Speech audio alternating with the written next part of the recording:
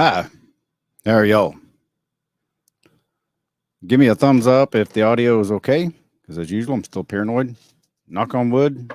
Been going on 3 weeks of doing this every weekday, including one Saturday and one Sunday. But I need to know to make sure. Hello, Dannon. Welcome back again. Arcade Outpost, it's good. Thank you. I appreciate that. Pana is here. It's good. Well done. Michaela Shonk, I can hear you. Michaela, did you look up your last question from yesterday as we were getting off? I think it was you. I think it was maybe it was somebody else, but somebody asked, "What's a vasectomy?" Hello, Sienna Price. Good to see you again. For those that don't know, who may not know, I wasn't anticipating that question. In layman's terms, a vasectomy is when a man cuts his balls to where he cannot get a woman pregnant. It's a very simple procedure. You can do it while you're awake. Back when I had mine in 2005, it was about $600. It's an inpatient, outpatient. I always forget which is which. You're in, you're out. You don't have to stay overnight. You're in the doctor's office. Actually, less than 20 minutes. Once by the time you actually get in there and they give you some pain meds, 10, 15, 20 minutes. It's almost painless. I mean, it's not. I wouldn't say it's comfortable, but it's almost painless. I can say this, and I can say this with authority. Hi, welcome to the show. My name's Caleb Leverett, and this is the Recovered Podcast, and we're about to talk about my balls. I can say with authority that getting a vasectomy reversal is infinitely more painful than getting it fixed. And even back when I had that done, thank the gods it didn't work. Even back then, they only had like a 30% guarantee or 40. It's really low. Which, that's just the breaks. That's just, it is what it is. Life is life, and life is funny. And the reason I'm bringing up vasectomies is because, as you've all heard, unless you've been living under a rock, the Supreme Court, the 9 robes, 5 out of the 9 said that a ruling made back in the early 70s called Roe versus Wade has now officially been overturned, and it is no longer the law of the land that women they no longer, according to the federal government, have the right to on the federal level to get an abortion. And of course, everybody's just, or a lot of people are really happy about this, and a lot of people are really sad about this. This is the world in which we live, and we are so divided. Yet here's yet another one, the good old Supreme Court. Back in action. What's up, man? There's Edward. The good old Supreme Court has just divided us even more. Every year that I'm alive, when I was a kid, I don't remember being this divided, but every year for the last at least 15 years, my God, it just gets more and more and more divided. Let me see what old Ryan Bertrand West said. Did you know that the original author of Roe v. Wade intended abortion to be at the discretion of a doctor for medical emergency, not at the demand of the mother? I did not know that. Yeah, there's a lot of things about Roe v. Wade and abortion that I do not know. I'm not a professional at, and obviously I've never had an abortion because that's, men can't get pregnant. I know that's real controversial to say, but men cannot get pregnant. But no, I didn't know that. But and I've certainly not looked it up. I'll just have to take your word for it. Logan Cochran, how's your day, Caleb? It is great and getting better. I got put onto this topic, but I'll just be a fly on the wall. That's okay. Michaela Shonk, Roe versus Wade is overturned in certain states. I know that it is in Missouri. Well, Roe versus Wade is a national, the Supreme Court, not the state Supreme Court. The Supreme Court of the United States turned it over. So on a federal level, women no longer have that right to get an abortion. Now, some people who are pro-abortion are really, really upset about that. I mean, like, to the point they get ridiculous. You know, I understand protesting. I've done it myself. But there's a right way to protest and a wrong way to protest. And I'm kind of like Switzerland on the abortion. My views have changed as I've gotten older, but I don't know. I'll put it like this: these courts. Well, I'll tell you what. I was going to play this after a while, but I'm just going to go ahead and play this right now. This is a clip. This is a video that a friend of mine named Carrie Wedler put on her Instagram.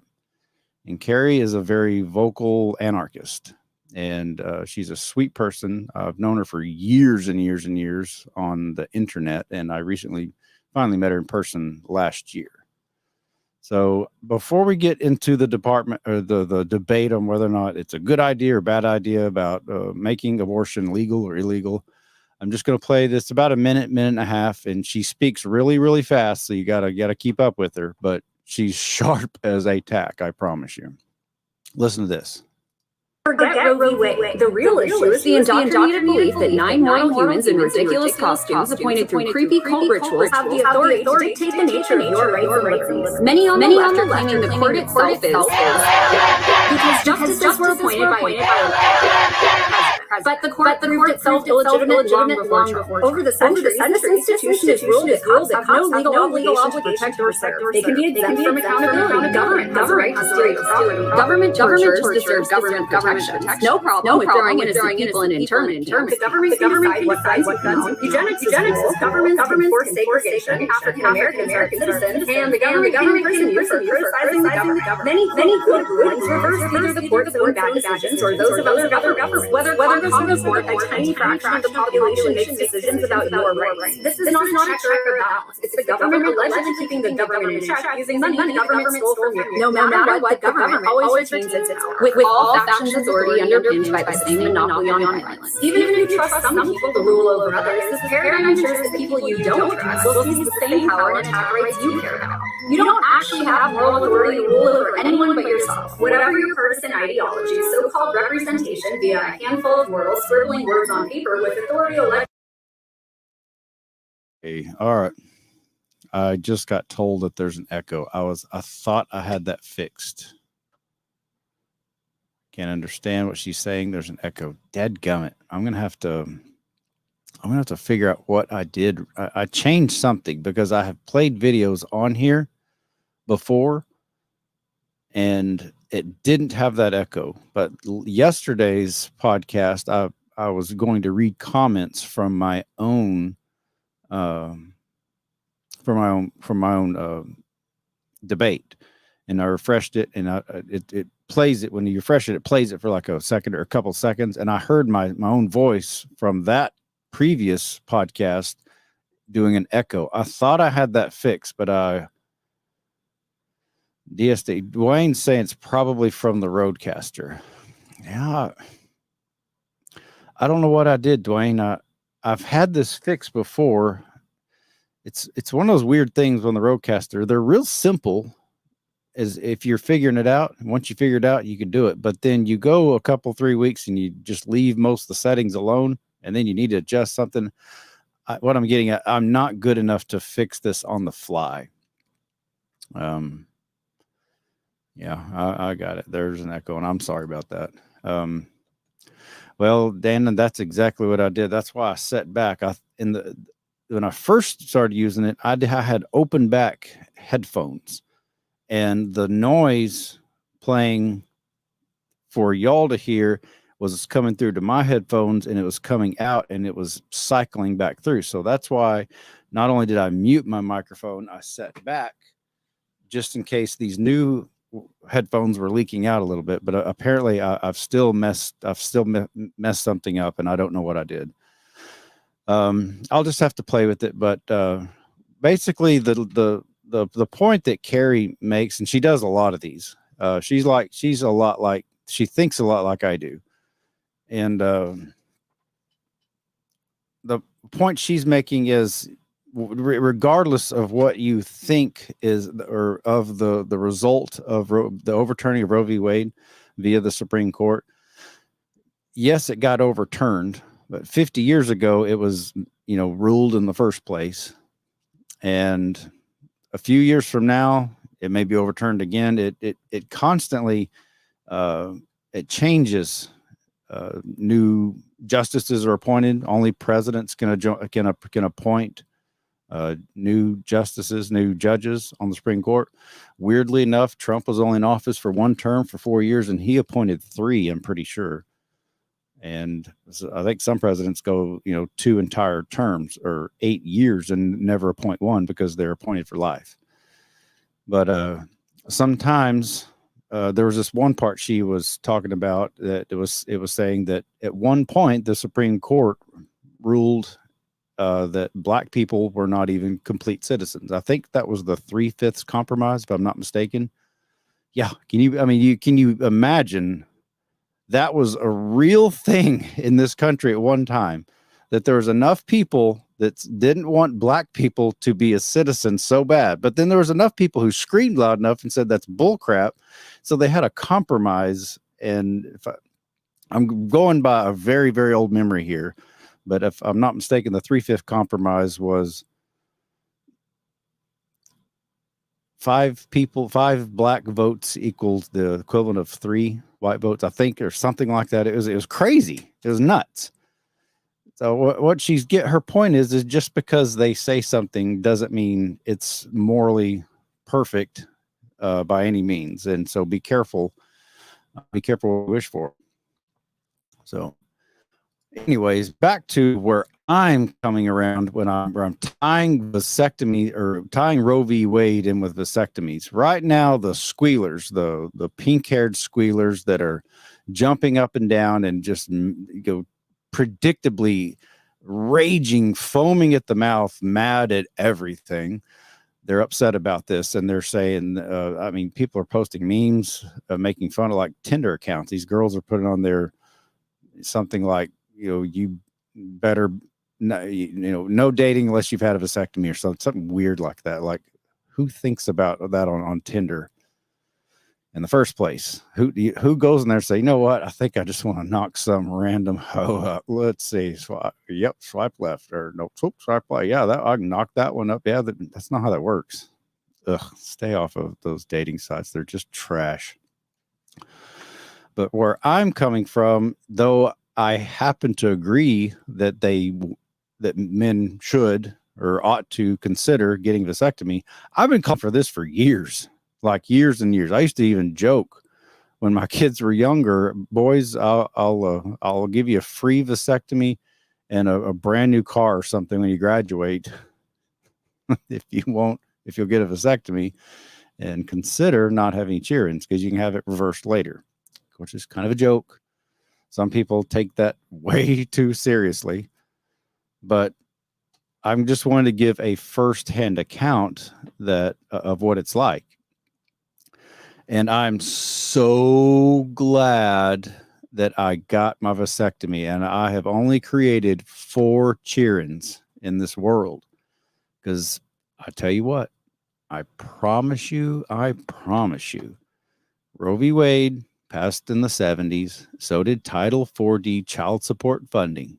That's not a coincidence. Roe v. Wade is just suddenly out of the blue after 50 years overturned. I promise you, the child support machine is about to go through the roof. And for me personally, since my balls are cut and I've already done my time in the family court jail and the family court system, my time's over. So for me personally, making a podcast about how awful the family courts are and how terrible an unjust way of extracting money from mostly fathers, since 9 out of 10 times the kids always go with the mother and she always gets some kind of cheer and support. I'm not saying every mother that gets child support from a father is a professional child support check casher, but I am saying that a bunch of them are. There is an incentive created back when Roe v. Wade was made in the first place, was ruled in the first place in the 70s. It was created with the incentive of Title 4D funding of the Social Security Act that funds AG's offices to pay their employees to collect child support in each state. I'm not going to get into too deep because I know a lot of people get tired of hearing me talk about it, but I'm just telling you, the child support, I'm predicting this, the child support machine is about to get ridiculous. Y'all thought y'all heard me whining and crying and raising mortal hell about how unfair it is. I don't think we've seen anything yet in the year two as it really gets implemented and this really ramps up. This is going to become a very, very hot topic. The state of Texas brags about collecting $4 billion a year in cheer and support. He brags about it, Debbie Paxton, on his own website. The Attorney General of Texas, more than any other state except maybe California or New York. I'm not sure, and they may be number one. I don't know. It may, but that $4 billion, I guarantee you, within a year or two, it's going to double, if not triple. And the number of people, mostly men like me, who were impoverished, is about to, I would imagine, double or triple or quadruple, because these people will get their money. The easiest way that I know to avoid this hell on earth is for men to go get vasectomies. Even if you don't have children already, there are certain laws on the books, and it varies from state to state, that you have to be of certain age and or have already impregnated and have so many X amount of kids before you can even get it. They say, the state says that they care about you and they want to make sure you're doing this and you're not jumping the gun. I promise you, the state does not care about you. Period. Individuals who work on state levels, like, just a good example, Judge Sarah Kate Billingsley. Y'all hear me talk about her all the time. As an individual, I think Judge Sarah Kate Billingsley actually does care about kids. She happens to work for the state as a whole, being a judge as she is, and the state, the machine itself, does not care about you or your kids. They care about their money. They get that through your head. They want their money, and they'll get it. They're going to get it all eventually. They want their money, and they will get it. The easiest way I know for especially young men to avoid this trap, maybe you've got one kid already, and you don't know you might want another one. It's going to get worse. There's going to be that we are, in my opinion, witnessing a paradigm shift. There's a gigantic vacuum on one side where money and it is going like this, a big swoosh, a gigantic transfer. And with that is the past 50 years that Roe v. Wade has been enacted, and no fault divorce has been enacted, and child support, mandatory child support in all divorce cases for children under 18 to be paid by one parent or the other, to have to go through the state, or else you won't get credit for it. The fact that this has been going on for 50 years, that's what, at least 2 generations, at least. I was born in 1977. My kids are now grown. So yeah, about 2.5 generations have grown up with this entitlement attitude. And it's going to get worse. And it will change. It will get better. But it just so happens that people my age or people, people alive right now, young adults, this just wasn't for this particular subject. This just wasn't our, it just wasn't in the cards for us for this, this lifetime to, be just, easy road. It just didn't work out for us. And the easiest way I know, if you're raised in a shitty home where mom and dad are always fighting and you've not found anybody or whatever, at least consider it. It's very safe. It's very effective. Knock on wood. So far, even with my reversal that I had done years later, thank the gods it didn't work. In fact, I think I just blew the stitches out and just, I cannot get another woman pregnant. I'm glad because I don't want to. I think I just, see you, Charlie. I'm out of here. If I found out, I just wouldn't want to go through that hell again. And I know that makes some of the particularly older women irritated and mad at me when I say that, but you're just going to have to see from my point of view. I've been through hell. I've been through really, really bad hell. And I'm not going to lie. I am scarred. I know I'm scarred. I know I'm jaded. I know I've got problems. And I talk this way because the last thing I ever want to do is see my own kids or anybody else have to go through this hell, that is the family court, where you are forced to deal with gold diggers who will come after you relentlessly for money, and all while disguised as they put at the very top of every one of these court papers, the best interest of the child. So how many of you have had vasectomies? Anybody in the comment section had? Tiffany Starbeck, I have 50-50. We didn't do child support. That didn't bother me at all. It was fair. We split everything. Tiffany, you are a gem. And your ex-husband is, if whether he knows it or not, is extremely lucky to have someone like you as the mother of y'all's kids. Very, very, very fortunate. Jess agreed. I assume you're talking to her, who was that? Tiffany. All right, here we go. Abortion is murder, says Jason Berrickman. And that's his opinion. Those are his words. Miriam Macias Jaquez Caleb. Miriam. Alexander Supertramp. Sit down, Jason. See, this is a very extremely divisive topic, which they know this. The Supreme Court, the powers that be, they know this. They know this. Tori says, or be like me, fight to have 3 kids and have 3 at once. And now the bad part, he has triplets. If that's the Tori that called in the other day, they couldn't get any, and then went through IVF and voila, now he's got 3. I bet you Tori's got a vasectomy by now. Tori, do you? There's Panda.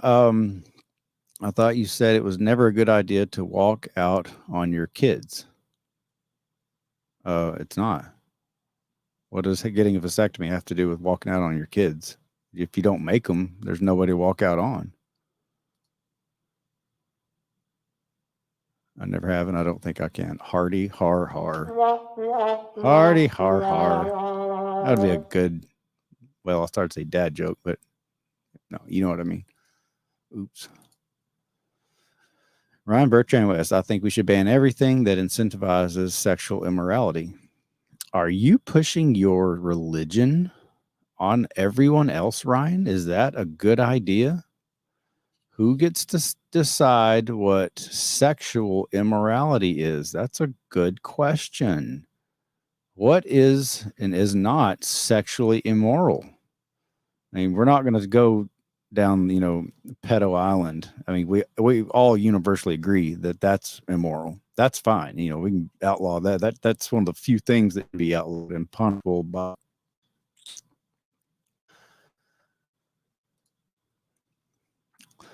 London Taylor, LOL. Me, DSD Dwayne, I assume you answered a question and I'm not sure. Dwayne, have you had a vasectomy? If you want to come on, I'd love to hear if that's what you're talking about. I'd love to hear your firsthand testimonial. Dannon is replying to Ryan Bertrand West. Is that based on religious beliefs? Just curious. It's a good question. It's a legitimate question. She had the same thought that I did. Are you basing that on religion? And if so, my advice is, thou shalt, to quote the late great George Carlin, thou shalt keep thy religion to thyself. Jess, I was agreeing to get a vasectomy if you can. Sorry for the vagueness. Oh, that's okay. Part of this is my fault because I talk too much before I get to comments, and I'll ask a question and then I'll bring an answer up, and then I'll wait too long, and then I'll have moved on to something slightly different, and then I'll click on the wrong thing and I won't know who's. And then part of it is the delay. I know there's a delay from the time I speak it to the time y'all hear it. Jason says, I just think killing is murder. How anyone can think anything different is just sick. Sorry, not sorry. I get it. Yeah, I mean, I do. I understand. I see that point of view.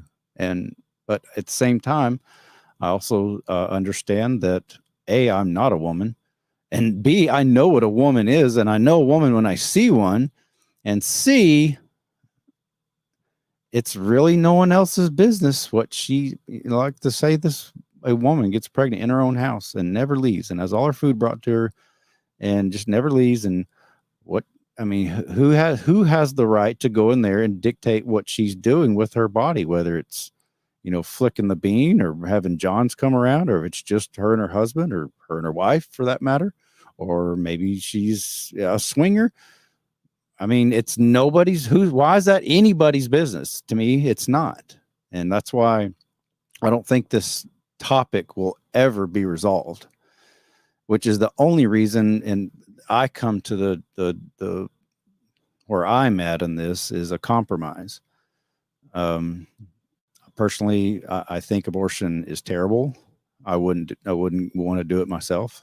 But I also understand that, for reasons I've already given, A, I'm not a woman, and B, I've never had to go through it. But, late term abortion, like a way that would be if you had to put pain level on a scale of 1 to 10, the day before the baby's due, the pain level on the scale of 1 to 10 be a 10 versus the day of inception. The pain level is either a 1 or possibly even a 0. You've got a few months there, first, 3 months or so to know that you are carrying. There would be the least amount of pain because it literally is. I know this is overused and even mocked nowadays. It literally is, when it first happens, just a clump of cells. It really is. It's called a fetus. That's the medical term for it, or an embryo. Even as an embryo first, and then it becomes a fetus at a certain point. And it literally is a clump of cells. And obviously, I'm not a doctor, but some doctors say that there's no nerve endings until a certain way along. Why, if you're going to end it, why not do it then, instead of waiting until the day of or the day before, when the baby could live inside the womb or outside the womb? Because once the baby's born, the baby, for sure, everybody universally agrees there, or at least I hope they do, that once the baby is born, that they are their own person, and they have constitutional rights just like everybody else. Contrary to what a lot of Republicans in Texas apparently think, that young people under the age of 18 are property because that's how they treat them, which is what I am trying to convince them otherwise of. I'm trying to convince people that small humans who are not of the age of consent are their own people. They're sentient beings with feelings and minds of their own. They are not property of anyone else, because that is just nothing short of chattel slavery. Man, we got some good conversations here. Ryan says the United States is a Christian country, and the only reason there isn't a federal church is because the founders feared the state would weaponize the church. Or the church would weaponize the state. You say it's a Christian country. I'm not a Christian, or not anymore, anyways. What does that mean when you say it is a Christian country? That 51% of the inhabitants claim to be Christians? Because I know a lot of people who claim to be Christians that, from my understanding of Christianity, when I was a Christian, they don't fit the bill. Like the people who stole my kids and locked me and my kids up and stole my money, every one of them claimed to be Christian, which is precisely why I am no longer religious at all. So, you say stuff like that, either you're trolling or you're just really new to this, and it feels good to say, go Trump or something like that. The light in me. In nature, all females of all species determine whether they can physically support young. It's based on many circumstances, and if nature teaches us anything, then that is universal. Okay, I didn't realize that. The female of all species determines whether they can physically support young. I know that there's a certain type of, was it koala bear or some kind of little varmint looking thing that it throws its own young at potential enemies so they can get away. Like, it's really selfish as shit. You'd think they would have gone extinct by now, but for some reason they haven't. The idea of God being essential to the United States is mentioned several times in the writing of every founding father. Okay, well, great. That's awesome. But I know for a fact that not all founding fathers were Christians. In fact, a lot of them were, I hate to tell you this, a lot of the founding fathers were slave owners. That's just a fact. In fact, black people didn't even have the right to vote. They weren't even considered citizens when this country was formed. I know no one wants to hear that. I mean, coincidentally, women couldn't even vote because women were to be subjected to their men. Those pesky facts. Tiffany Starbeck. Yes, the limit should be 6 weeks. I think that's a good compromise. 6 weeks, maybe 10, 12. Some women legitimately, I've been told they legitimately, they'll miss a period and they really just did not know, and they missed that first period, that they're pregnant until, a few weeks or maybe in a month after that. So certainly the within the first trimester, I dare say that the vast majority of pregnant women in the first trimester probably know they're pregnant. You got a couple, 3 months there that you can figure out on whether or not you think you can, do it. And sometimes there is going to be regret. I mean, that's up. I'm glad I'm no longer in the position to ever have to deal with that. I know that's a very, very scary. I can only imagine what a scary place that would be. But yeah, 6, 8, 10 weeks, the first trimester, personally, I think that's a good compromise, because this, no matter which way this the Supreme Court ever rules to infinity and beyond, no matter how they rule over Roe v. Wade, for generations to come, one side's going to be elated and one side is going to be absolutely outraged. And it's like a recipe to constantly keep people angry, as if we as humans need any help doing that. The light in me says the best thing about this country is that it is a secular government. Separation of church and state protects all. Allegedly, yeah, but at the same time, everyone pledges their allegiance. One nation under God. And God we trust is on every dollar bill and cop car you've ever come in contact with. I'd say it's as close to a secular government. I mean, first of all, I don't quite understand why we have to have at least national governments anymore. Maybe state, preferably county, but if we have to have it, I'd just assume it'd be secular, because again, whose religion's right? Whose religion is correct? The one with the most followers, the ones who give collect the most money in the pot and when they pass around the plate.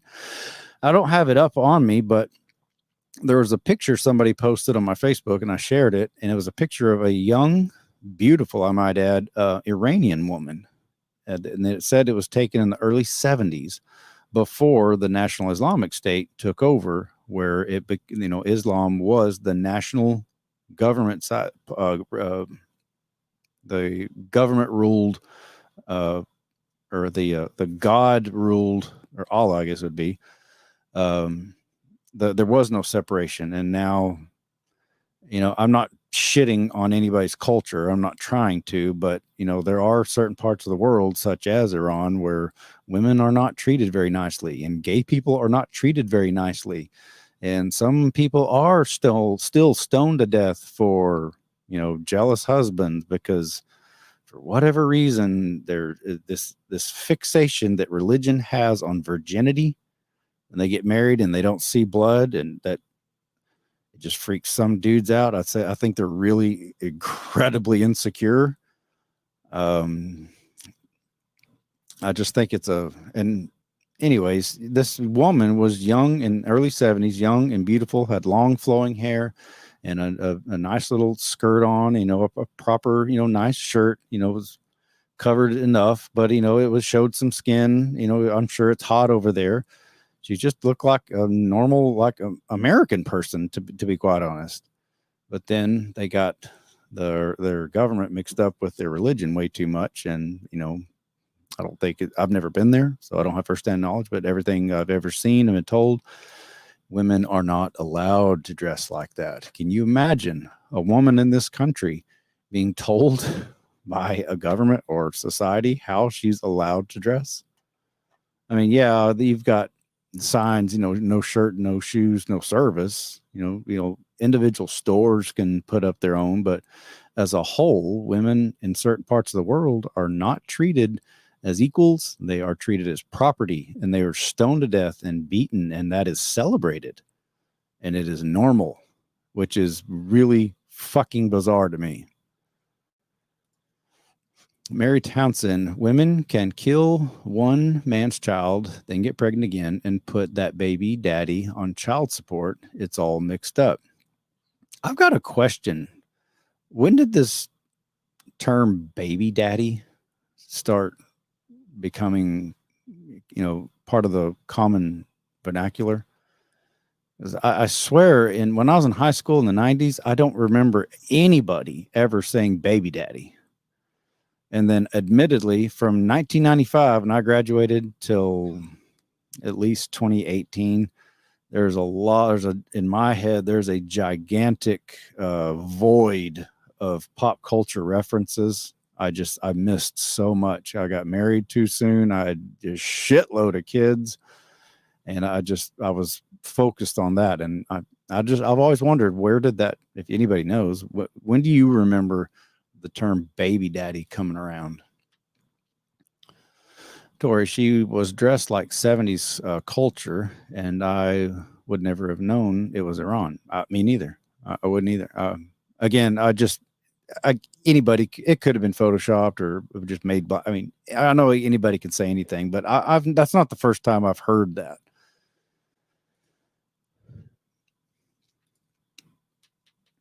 Jason Barrickman, yeah, it's my right. I can't stand clowns in clown costumes.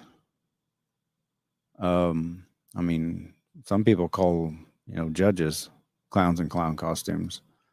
I mean, I don't know. There's Rebel Nazarene. The God for In God We Trust is Satan, and which is why they have the all-seeing eye of Lucifer on the $1 bill. Okay. Can you prove that? Have you ever seen it? I don't know. Okay, Michaela Shank. Jason, what are you going to do if all the cops got fired? You won't have anyone to come save you anymore. When have cops ever really saved? Have y'all been saved by cops? I mean, I guess the closest I've ever been was in the Parker movie, and they heard our story, or heard us out and let us go. But I mean, really, do they really save people? I mean, are they really? I mean, they're not Superman.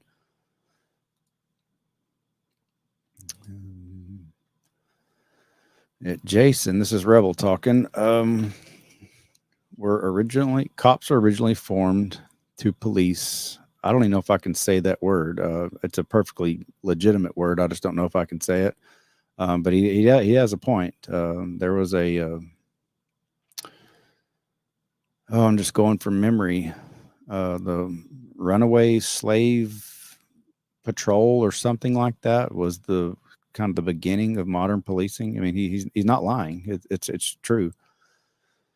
The $1 bill is the Eye of Providence, which is an ancient Christian symbol dating back as old as Ichthys. Okay, we've got two prominent admitted Christians here arguing over what the all-seeing eye is. One says it's God and one says it's Satan. So which of the two Christian people here is correct? I don't know. Again, that's why I'm agnostic, because I just don't know. The light in me. Consent to sex is not consent to pregnancy, and consent to pregnancy is not consent to stay pregnant. Body autonomy is the issue. I can't just make you give me a kidney to save. I assume this continues on. Well, I don't see it. Consent to sex is not consent to pregnancy. Yeah, it kind of is, in my opinion. We all know it's a risk when you have sex, when a man and a woman, male and female, to have intercourse and have sex, consensual sex at that. It's a real good possibility that pregnancy is a result. Maybe it's not the intention. It's certainly not what the two are feeling at the moment. But to say that it's not, that's like say, okay, well, I consented to sex, but I didn't consent to this pregnancy. So, man, I'm going to hold you criminally liable for what's inside of me. I think that's a terrible, terrible precedent. Prince Odinson, may I suggest that if you don't understand somebody's culture, then just desist from commenting. You don't want to mislead others. Okay, fair enough, I guess. I'm just going off what I see. Again, I don't claim to be an expert on anything. I assume you're mad at me about talking about the culture in Iran, which a place I've never been before. Feel free to, if that's what you're talking about, I mean, I'll talk about it. Jess, yes, social media pop music makes the slang fast, and a week later it changes. As a 20-year-old, I'm already having a difficult time keeping up. I assume she's talking about where baby daddy came from. I don't know. Hannah, are you ever going to get to the vasectomy poll? Good point. I'm glad you brought that up, because I literally almost forgot. I'm just sitting here running my mouth. Thank you, Panna. What would I do without you? I think I'm going to make you a mod for sure. Y'all give me just a sec. I'm going to go my channel. Go to community.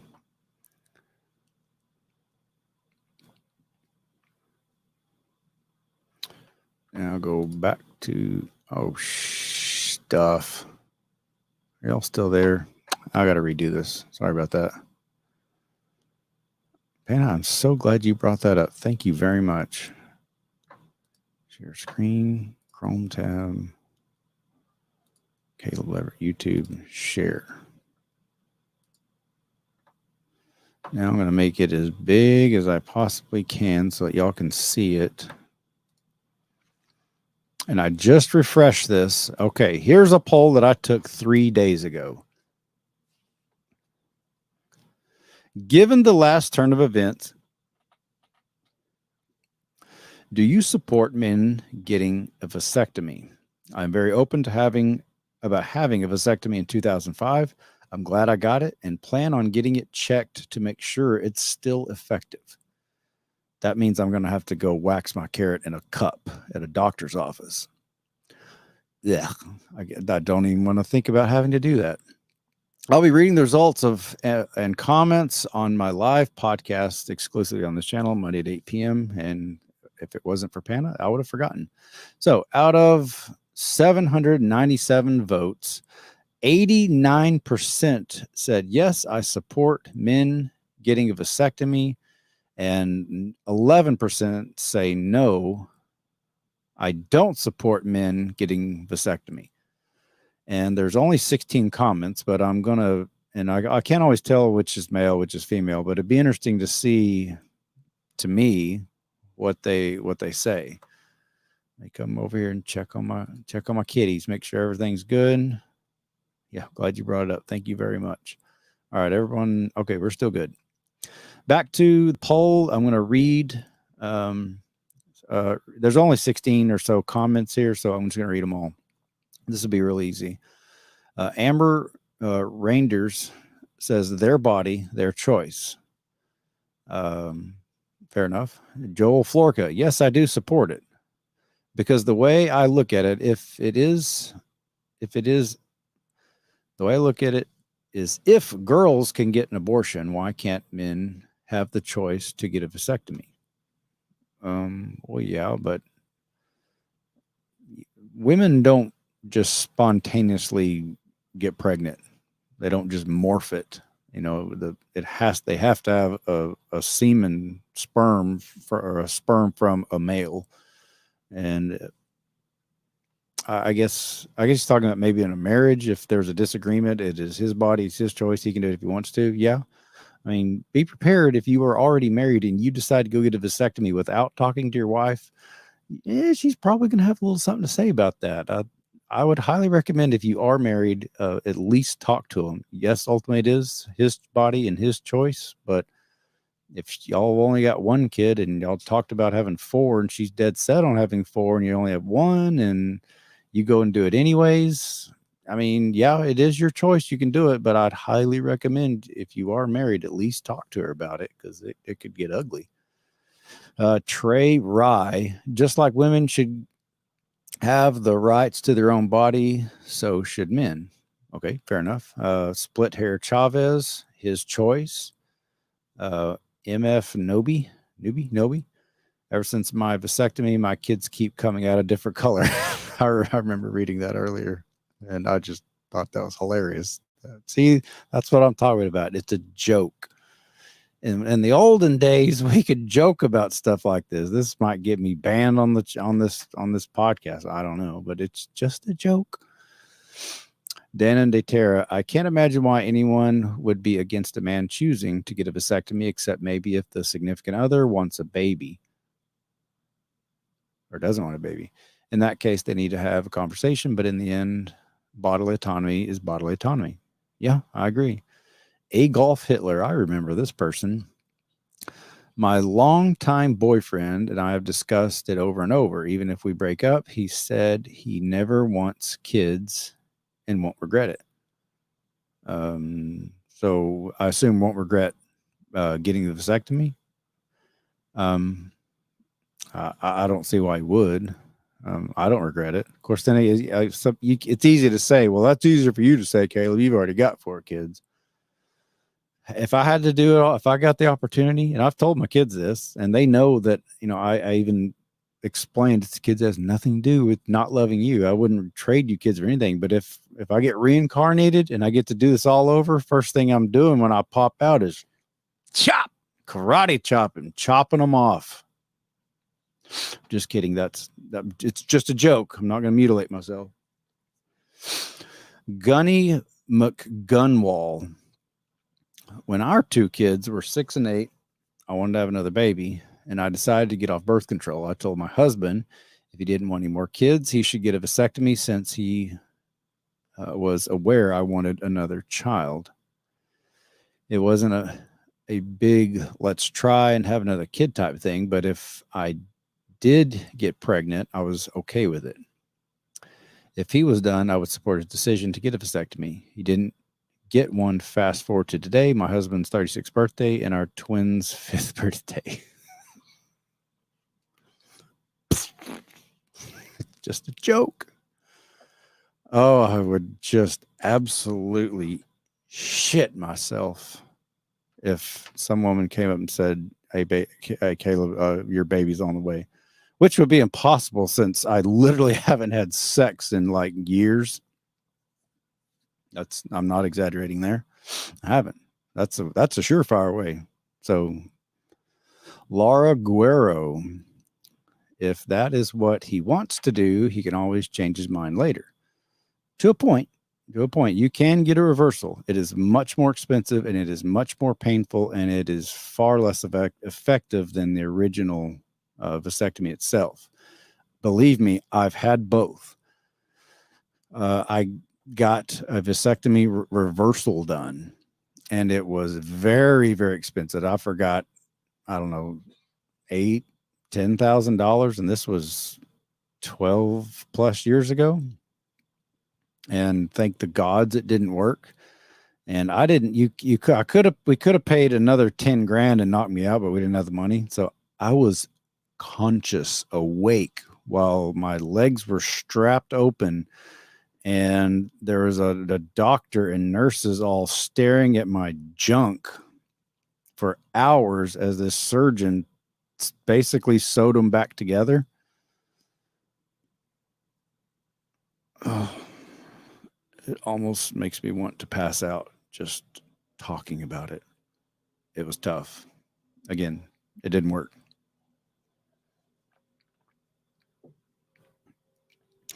Laura Guerrero.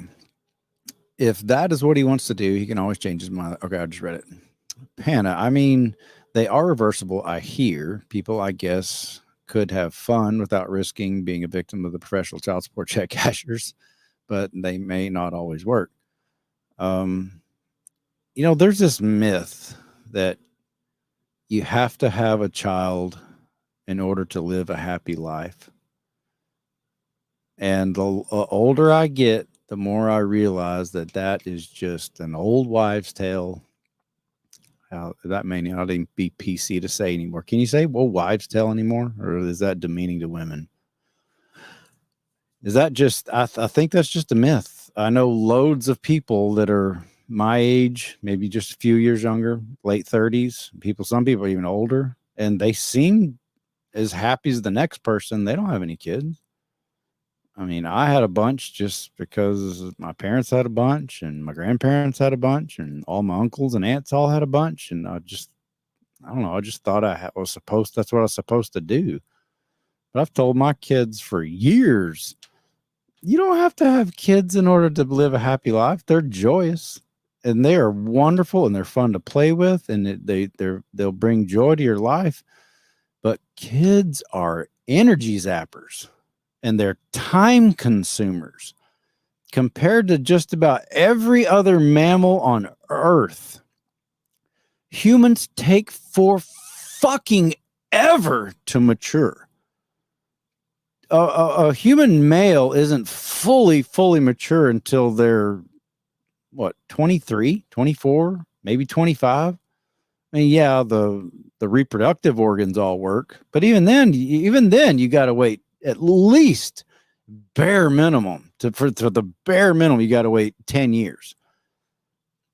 And considering the life expectancy of the average American's 75, you got to wait a seventh, maybe really realistically a sixth of your life before you could even bear children, before you're even big enough to. It wasn't that long ago when the average American life was 45. I was it. I mean, I'm 45 right now. That was it. You got to wait a quarter. Back then, you had to wait a quarter of your life before you're even mature enough to physically reproduce. But kids, again, they're beautiful and wonderful, and I've got memories, and y'all have heard me talk about and ooze about them for years. But don't let anybody fool you. Kids are time consuming. They are expensive. They are time zapper. They're energy zappers. They are gigantic pains in the ass. And anybody who tells you it's different is lying or they're trying to sell you something. They're not being truthful. Steph Watson, totally 100% support, but it does change things functionally, if you know what I mean.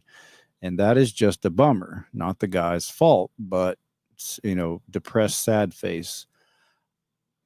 I don't know what Steph's, obviously, I don't know who she is, and I don't know what her experience is with men in, sexual encounters with men who've had vasectomies, but I've never felt any different. I've never been told it's any different. I mean, like not at all, not one bit. So it'd be interesting if anybody has ever had that done, and if it was different. She's just saying it's not what it does change things functionally. For me, it hasn't. Apparently for her and whoever her boyfriend or husband or whatever, it did change. But I've never heard any man. Of course, men don't just walk around, "Hey, man, how's your vasectomy going? How's your sex life?" We just don't talk like that in general, which is part of the reason. Another reason I like to do shows like this, because I've already put so much of my shit out there. I mean, I'll be the guinea pig. I don't know many men who would admit on air like this that for not having sex for years, but I haven't, and I'm perfectly fine with it. I would have never talked like that in my 20s or teens. I mean, it's this taboo to talk about that, but I'm okay with it now. I really don't care. I'm trying to help people not repeat the mistakes that I made. Jedi and Solo. My husband even volunteered to take it before even talking about any other preventative measures. It's safer choice than most of for the women's, and he has a right to do as he sees fit for himself. I have heard that. If I'm not mistaken, when we were talking about me getting mine, if I'm not mistaken, the doctors told us that statistically speaking and painfully speaking, and even procedurally, as far as cost speaking, it is much safer, efficient, and less pain if a man gets his vas deferens cut versus a woman having her tubes tied. A lot of women, when they are on their, second, third, fourth baby, and they know they're done, particularly if they've had C-sections where they're already, there's already an incision there, they'll go ahead and opt to go ahead and cincher in there sort of type thing, go ahead and have them tied. Again, I'm not a doctor, so but I have heard that multiple times. And just as a man myself, I was about 28 or so when I got my vasectomy. Again, there's a little paperwork. There's a little talking to the doctor. But from the time you take your pills to, get a little zoned, you're completely conscious. But, they gave me something to chill me out. Then they gave you a local anesthetic and a shot. And then they just makes an incision. He's got this really hot iron or something. I just thought he said he's going to like singe the ends or something. And I do remember telling that doctor, I've got 4 children and I've gone through hell in the family court. Please make sure your scalpel is extra sharp and your iron is extra hot, because I do not want any more cheerings. Please make this right the first time. And he kind of giggled at that. But yeah, literally the smoke starts coming up. You're smelling I smelled my own ball flesh as it sizzled up through around my nose.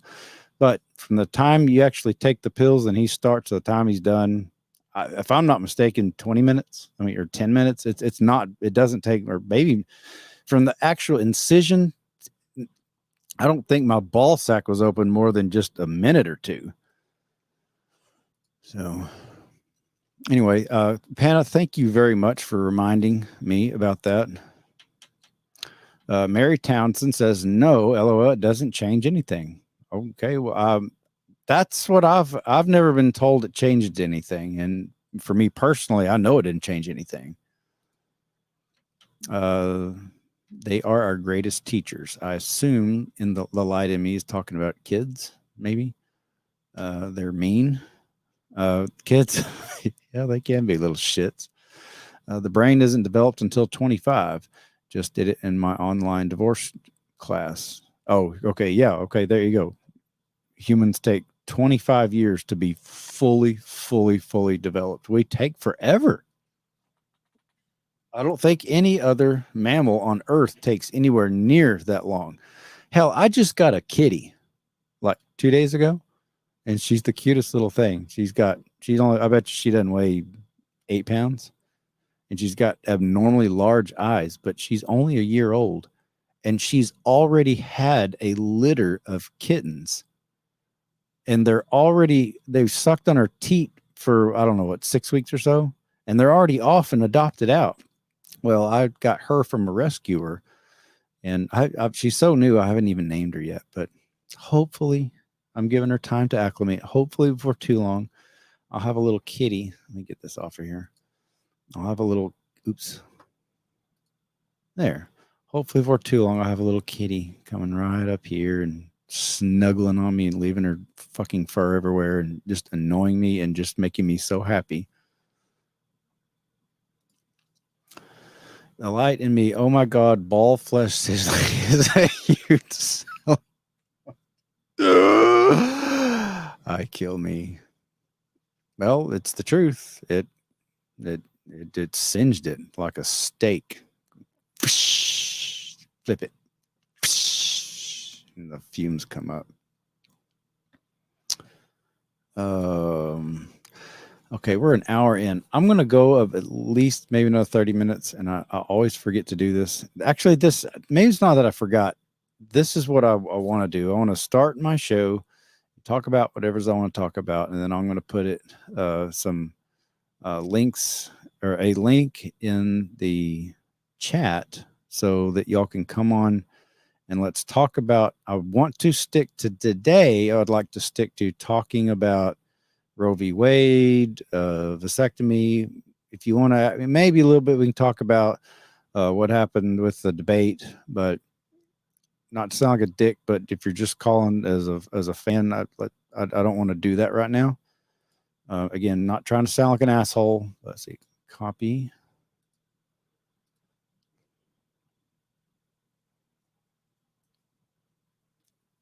Go. So if any of you would like to chat, let's see what you got to talk about. Panna, what was the worst pet you had unless it was Masuka? Probably Masuka, little bitch. Yeah, I never really had any bad pets. Riggs, I miss Riggs. He's a good dog. I don't know if he's still alive. Danum de Terre. My cat has been pulling my glasses off over and over this entire stream. We'll send Dannon all unwanted kitties to me because I love cats. I love them so much. All cats are so cute, says Jess. They are. And I love playing with them. I love the mischief. I love their don't give a fuck attitude. I love their predictableness. They're predictably unpredictable. They do some things you know they're going to do, and then they'll just do the weirdest shit.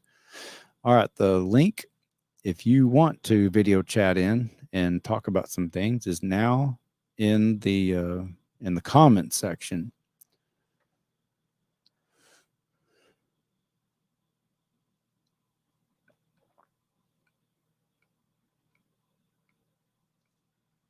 I ate my dinner early today, earlier than normal, and I almost always have jalapenos cooked in my dish.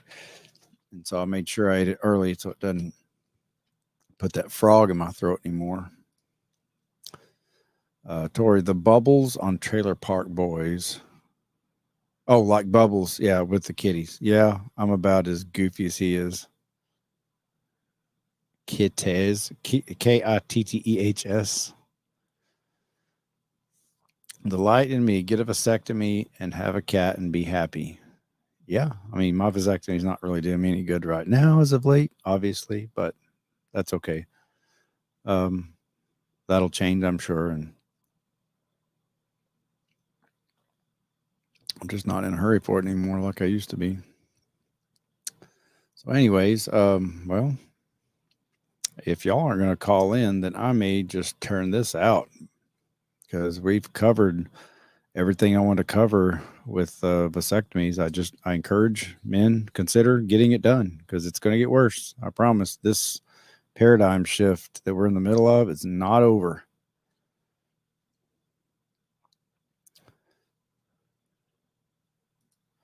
Anthony Stoner, LOL, Trailer Park Boys is amazing. The boys love it. I appreciate it. I really do. I'm not a big fan. All right, Rebel's in here, and I'm going to add Rebel in the stream. Rebel, you're on, and your mic is muted on your end.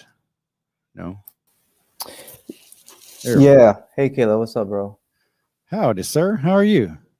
Doing well. Thanks for having me on. Yeah, your last stream, it was about the Roe v. Wade thing, right? Or no, well, before that, after that, you did your little debate with one of your, whatever you call it, Yeah. downstairs or whatever. Uh-huh. And I enjoyed that a lot. But yeah, the one before, I think you noticed me hop on at the very last minute because I just remembered something about the whole Roe v. Wade issue that I wanted to just, put in as a little nugget. I was too busy sort of, going back and forth with people in the chat before that. But what I wanted to say was, are you familiar with the founder of Planned Parenthood? Yes. What is her name? I've read it. I've not studied it and thought about it in a long time. It's right on the tip of my tongue. A woman. Help me out. Who is it? Yeah, her name's Margaret Sanger. Margaret Sanger. Yeah, her. She was the allegedly, wasn't she like a white supremacist? There you go. That's right, Caleb. Pro eugenics. Yeah, eugenics too. Okay, so yeah, so you know what's up. Good stuff. That's right. So that's all I want to bring up. And she's been quoted saying like the most like just vile things. Like you bring up eugenics. She says eugenics is the most adequate and thorough avenue to the solution of racial, political, and social problems. And then specifically about the quote, African American or Black Negro population, she said the most successful educational approach to the Negro is through a religious appeal. We do not want word to go out that we want to exterminate the Negro population, and the minister is the man who can straighten out that idea if it ever occurs to any of their more rebellious members. I don't remember reading that exact quote, but I do remember reading a lot of really similar stuff. She's a very vile human being. Yeah.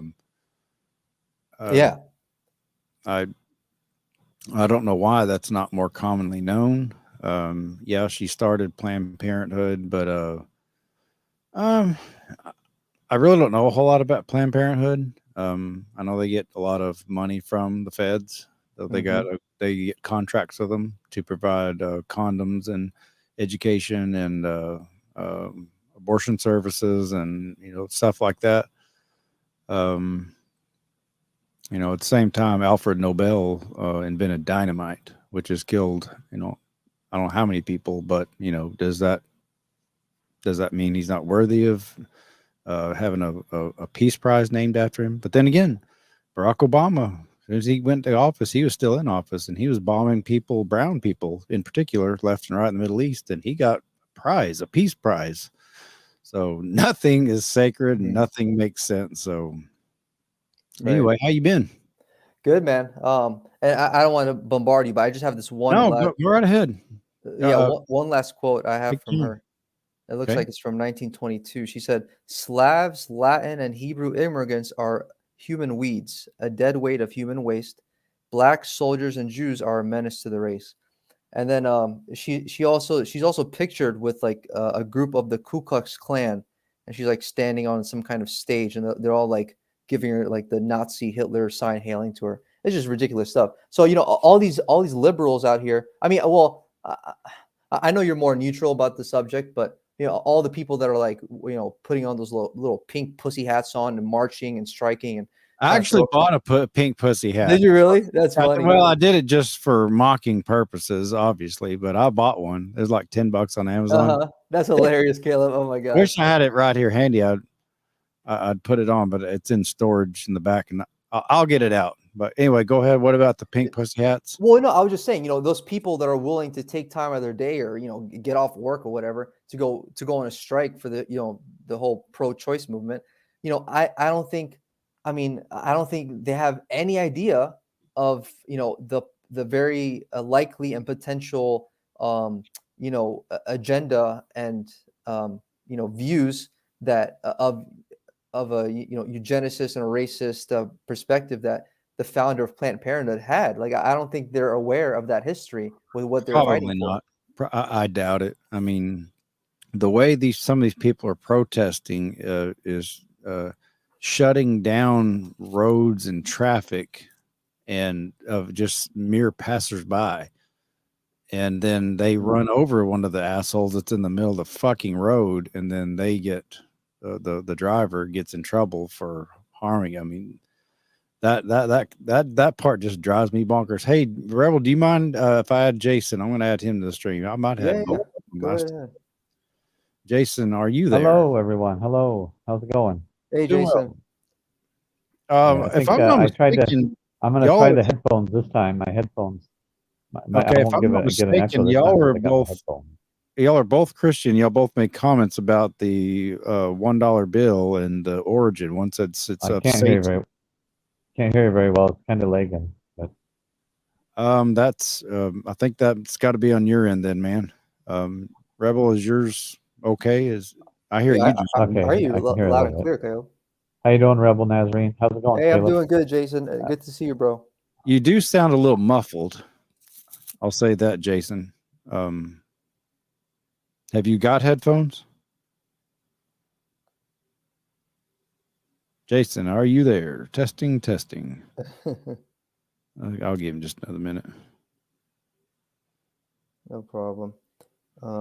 Yeah, I'm pretty sure you're right. Most people who do protest things, it's off of feelings and very few facts. And I don't know. It seems like a lot of people, it just feels good to be part of a movement. Oh, we're out there protesting. That's just so liberating and freeing. And I mean, the only major protest I've ever been a part of was the one I created myself. And it was only major because it involved my own kids. And it was just me, or my buddy Amber. She came out when I was protesting next hospital. I didn't do it because there was a big popular movement. I've been damn near solo in this for years. I know other fathers individually are doing their own thing, similar to mine in different areas, but we all live so far apart. But I've never had in mass a lot of people just show up and help me protest the atrocities of the next hospital. But anyway, Jason, did you get? Okay, he's got his own mic muted. I'm right here. Okay, you are there. Can you still hear us? Yep, I can hear you. I was just on mute. I didn't mean to. I muted my mic. Okay, if I'm not mistaken, you and Rebel both posted something about the meaning of the "In God We Trust" on the U.S. currency, the fiat currency issued by the Federal Reserve. One of you, and I don't remember which is which. One said it had to do with Rebel must have done that. And one said it had to do with Christ, or the God, the Christian Father. Do I have the right? Must have been Rebel. Okay. That must have been Rebel. But I would have to agree with him on that one. Okay. Yeah, Caleb, the other guy that was that had a different point of view. His name was Ryan something. Oh, okay. Maybe I mixed it up. What were your thoughts on that? I mean, we're talking about it. We might as well continue. Who, me or Jason? Yeah, you, Rebel. Well, yeah, I've done a lot of research. You know me. This shouldn't be a surprise to you because of my first conversation I had with you when I first called in on your show. Mm-hmm. I brought up this whole conspiracy issue. I've done my great deal of research into the occult and secret societies. Things like the Freemasonry and the Jesuits and all these ancient mystic occultic groups. And so what I've found is that a lot of them work and communicate with each other through the art of symbolism. And so what I've seen as a pattern is that a lot of these high level secret society guys, especially in Freemasonry, when you start getting up to that 32nd and 33rd degree level, they're all very closely tied and associated with that all-seeing eye symbol, and especially with a triangle as well. And then the founder of Freemasonry, his name was what was it? Gosh, I'm forgetting his name right now. But in his book called something morals and dogma, it's sort of known as the Bible for Freemasonry. He right in there, he admits that the God of Masonry is Lucifer, and so that's why I was making that conclusion. Interesting. That's a little Alex Jones that's interesting. for me, but I have heard it, and I'm not a big Alex Jones fan. He's a character, but he's not all wrong. He's a little different, but he talks about a lot about that stuff. Yeah, I maybe it'd be surprising to you. I don't really listen to Alex Jones. I think he might actually be what people consider to be controlled opposition. In fact, I've heard that. I've often wondered if he is in fact controlled opposition. mm-hmm. In fact, I even think my little theory about him is that he might actually be the old comedian Bill Hicks. No, you don't think so? No, he is not Bill Hicks. That's insulting to Bill Hicks, and fuck you for suggesting. I'm just kidding. Yeah. It's all good. It's all... I love Bill Hicks. Is that right? Yeah. Yes. Hold on. You got to admit though, he resembles him a little bit, just a little bit, maybe. Right? Oh yeah. I know I know. This is all just a joke. I mean, right. Yeah. He's not. I don't think he is Bill Hicks, but yes, he most definitely looks a lot like him. And Bill Hicks, you never saw him in Alex Jones. Alex Jones. We never saw him in the same room, and he did die young, allegedly. That's right. Yeah. Now I've watched some old Bill Hicks stuff that he made before he was even popular. He died really young. He's only like 32. I mean, the guy had an amazing mind for a man who had been through hell and learned so much at such a young age, and he accomplished a lot. But no, I don't think that he is Bill Hicks, but it's fun to talk about. I love conspiracy theories. I mean, again, there's a reason I have this alien behind me, because I'm fascinated by shit that might be real and might not be real. And speaking of conspiracy theories, there's a running joke that ever since 2020, call your conspiracy theory friends and check on them, because they're kind of probably tired of being right all the time as of late. Oh yeah, that's funny. Yeah, I think I've seen that meme you're talking about. Yeah. Well, to me, it is, because who would have ever dreamt that they'd shut the world down over something that happens all the time? What were your thoughts? I'm curious. What were your thoughts on the shutdown and the big, scary virus? Well, I want to be careful here, because I do have strong opinions about that issue. But YouTube being such a thanks. The Communist Party, whatever they are, restricting your freedom of speech. I want to see what kind of stealth words I can use. But funny enough, my college degree that I got my bachelor's in is in public health. And so whenever this whole thing came out, I like to call it the macaroni bug. It kind of sounds like the thing, but it's not, right? Yeah. Macaroni. Yeah. So yeah, when this thing happened, I was immediately interested in it, because, it was quote unquote deemed a public health crisis, Okay. So that fits your degree. Yeah. It was like right up my alley. Absolutely. That's right. And so, at first I believed it, I had no reason not to, even though as I am very skeptical of, mainstream narratives, even going back to the September thing back in 2001. Yeah, I admit the first week, maybe 2 weeks, right. I thought there was really something to it, but after 2 weeks, right. Not at all. This is total bullshit.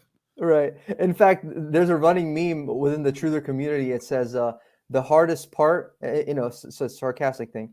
The hardest part of the first 15 days to flatten the curve was the first 18 months. Yeah. You get it? Because they all gave us the challenge to stay home for 15 days, but then it ended up being this whole 2-year fiasco. It's ridiculous. 2 weeks to flatten the curve. I was laughing people the whole time. Hey, I'm I'm going to add Tori on here. I think I can add 4 people. Hey, Tori, you there? Unmute your mic, brother. All right. Can you hear me? Yes, sir. Loud and clear. We're talking right. about the beer bug. Yeah, I figured I'd get in here. I heard you talking conspiracy stuff, so. Yeah. Well, You found the right crowd, brother. at what point in the big beer bug scam happened about February or so when it started getting mainstream of 2020? How many weeks, days, or months did you believe the bullshit narrative that was a real thing? For me, I think for me it was just like maybe a couple weeks up to a month. Okay, Tori, what about you? Oh, it wasn't very long. I'm actually a big Alex Jones fan, so I was right on top of everything, you know. And I work in a packing house, so I was working nonstop, you know. I think we went like A packing house like meat packers? Yeah. Cows and chickens and shit? Okay. Yeah, pork. Pork. So yeah. I was on top of it. You can kind of see through it. You can kind of see the agenda. And when it started, they were kind of bragging about, oh, look at how nature, it's coming back. It's coming back in the cities, and there's no smog in LA anymore, and it's all clear. So you kind of knew there was like they were kind of on the climate thing starting then. Tying that, meaning look at how good the shutdowns are doing. There's no smog in San Francisco. Yeah, you know, just you kind of seen that. And then when it come to the election time, you know, it's kind of like, oh, we got to vote from home, and we got to do this, and we got to do that, keeping everybody at home. Speaking of the voting part, have y'all seen that movie, The 2000 Mules? No, but I've heard about it. That was pretty interesting. I know Dinesh D'Souza is a very polarizing figure himself, and the left just hates him. I don't hate him, but I know he's a little out there on some things. Again, I don't know a whole lot about him, but his documentary was, I thought, really, really well put together. I liked it. Yeah, but they'll discredit it all the time. Oh yeah, it's not any real evidence and this and that. You know, it's the normal shutdown thing that they always do on anything. Yeah. I wasn't watching so much the climate stuff, but I just remember watching mainstream news, and they were fabricating old clips of multiple body bags being piled up in this certain part of New York, and come to find out it was old. There was a link in a published article like from, I don't know, 15 or 10 years earlier, and I started like, what? Why would they deliberately? Oh, of course they delivered. They've got a narrative. They want this shut down. That's what I was talking about. Part of the big money swap over the big, you know, with crypto. Crypto went from a market cap of, you know, $500 billion to like 3 trillion since 2020 or something like that. You know, a lot of the wrong people, you know, little people like you and me, crypto collectors, suddenly, you know, we bought some Dogecoin or some Bitcoin or some Ethereum or Mana or Harmony or whatever your coin is, and they went up by 1,000x, and people cashed them in. People that didn't used to have any significant amount of money suddenly had, you know, 10,000 spare, 100,000 spare, some people even 1 million to spare, and just to go blow. And my conspiracy theory ass just can't help but wonder not wonder why. I know why, because they want it all and they're going to get it. But to what lengths will they go to screw with us and divide us in order to shut down whoever they got to shut down, to put all that money back in the coffers of the super, super elite wealthy, the people that really run this country? I just wonder how far they'll go. They already did the shutdown. I mean, we all knew it was bullshit. That was a money scam. You know, now then they did, because of that, they issued a shitload of stimmy check. Give me my stimmy money. You got to print that money, keep printing it, and driving the value of the dollar down, and then they wonder, oh, why are we in this? Why are we in And this never predicament? forget, it was Donald Trump who was wanting or had his name on there, and he's part of it too. Donald Yep. Trump also started, was it Operation Warp Speed? Yeah. You get Yeah, a bunch of those needles out there and stuck in the Mhm. arms of people. And it's just funny how a lot of right wingers who are pissed about all the things that are happening, and particularly the shutdown, they just conveniently forget about that really pertinent information. Those stimmy checks that contributed to all kinds of inflation. The money supply grew a staggering amount.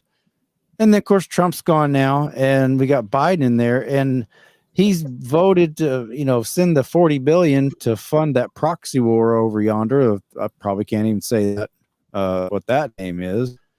And that's all it is. We know what that is. It's like a washing machine. It is. It's exactly a washing machine. You take those dollar bills and you put it in the washing machine, you soap it up, and you clean it all up. It's Ozark on a global scale. It's Ozark on a global scale. The birds are over there. Mm-hmm.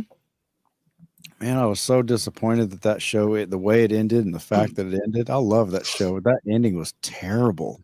And let's not forget too, when it started, the first few days, they're like, oh, we're going to do talks. We're going to do talks. We're going to try to come to some kind of peace agreement and this and that. And then they started sending all the funds and all the stuff over there. And it's like, we're not talking no more. We're done talking. Old Biden Jr., Mr. himself, is a big money man over there. They're covering it up. I wouldn't be surprised if he's part of Pedo Island. And speaking of Pedo Island, I don't even know if I'm supposed to say that, but Ghislaine Maxwell just got handed down a 20-year prison sentence today. Of course, she's been in prison. On my newsfeed this morning. That went on my newsfeed this morning. Yeah, I know she's been in prison for a year and a half or so at least, but yeah, it's official. But you know what's so funny about that she was convicted of doing the thing that we can't mention here, with grown ass men hiring young humans to do what the nasty, disgusting, despicable things they do. And not one person that she was convicted of doing this thing to has been revealed on who actually did it. I just find that so telling. I have a feeling it is a bunch of very, very powerful and very, very popular people known to everyone. A name. Think of a name like. I know Elvis is dead. I can use his name safely. Elvis died in like 75 or 77 or whatever. He's been dead forever. Everybody knows Elvis Presley. There's not one. I don't think there's one human on the planet that's never heard of Elvis Presley. Whoever all these names are that are on these lists, it's someone or a bunch of people that are that famous and that popular and that wealthy. And I think she's kind of like the fall guy. Well, not the fall guy, but they're hoping to just get rid of her and sweep her under the rug, just like they did Epstein himself, who, by the way, did not kill himself. Yeah, it's all breaking the internet kind of news. If it was to come out, I mean, it would be the people can't handle that. People can't handle that information. We can't tell them. We got to cover it up. Yeah. Do y'all remember in 2020, about a year and a half ago, a woman, I think she was at NBC, named Amy Robach? She got caught on a live mic saying that Bill Clinton, of all people, they had his ass nailed, tied to all this crap, the Jeffrey Epstein stuff, and it all got swept. She got caught on a live mic, and what was that news outfit that leaked it? Project Veritas. Veritas, yeah, Project Veritas. They're the ones that leaked it out. I remember when that came on. That was over 2 years ago. It was right before I sobered up, but I remember that just everything on my feed was normal. And then all of a sudden this weird looking Amy Robach, and you could tell it wasn't news, but it was like a copy of a copy. and she's like dropping names like Bill Clinton being involved in all this. And then now, what happened to Amy Robach? I mean, I don't watch the news anyways. I'd never heard of her at the time. I had to look her up, but apparently she was like the Diane Sawyer of my day. She was like the top news chick back then. Where is she? Has anybody heard from her? Whatever happened to that leak? I don't even know who it is. The first I seen was when you sent that video today, but I mean, all the names. Oh yeah, okay. I sent that too. Yeah, okay, Yeah. I remember. Yeah, I did send that or put it on my Facebook. Yeah, you didn't see that when it happened? Not when it happened, but the names or whoever. It's just use your imagination, and that's pretty much who you think was involved in it. Yeah. We shall see. See if she's going to wind up, pushing up daisies in the next couple weeks. Because I know she, I can only imagine she does not want to be there, especially for 20 years. I think she's got to be in her 60s. Realistically, if she does the full 20, then she'll be in her 80s if she even lives that long. So she might be willing to spew some names in order to get out early to make a plea deal, but the names that she could possibly talk or mention are really powerful people that don't want to lose their, spending $10 million to shut someone up. That's probably nothing to them. Ugh, what a terrible, terrible, terrible position to be in. But tough shit. That's what you get for diddling. Yeah. Hey, Caleb. I just had some things in mind I want to share. Okay, It kind of goes over some things that we were talking about earlier. I'm not sure if you ever done this on your StreamYard before, but like there's an ability like your guests can share their screen. Would you be willing to do that or no? There's an ability to share a screen. Yeah, like from my end, so you can see what I'm looking at on my computer. If you know how to do it, I don't know how. Okay, hold on. Let me see if I can pop it up, and then you should see something pop up from your end, and then you just sort of have to like accept it as an approval for a request. Wait, let me see. So I think I forgot to ask Tori how he's doing. How you doing, Tori? He's got his. Oh yeah, I'm doing all right. How you doing? I'm doing fantastic. I just thought I forgot that. I didn't want to forget. And Rebel's going to share the screen. I don't even know how to do that. I'm good at computers. Yeah, how'd you There do you that? go. Yeah, so I remember. Instagram.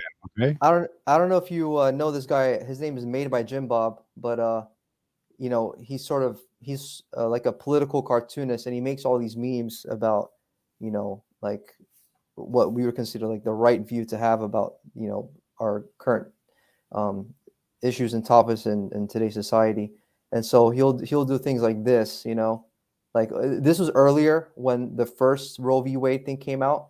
And so he came out with this thing. This girl has like a Black Lives Matter tattoo right here.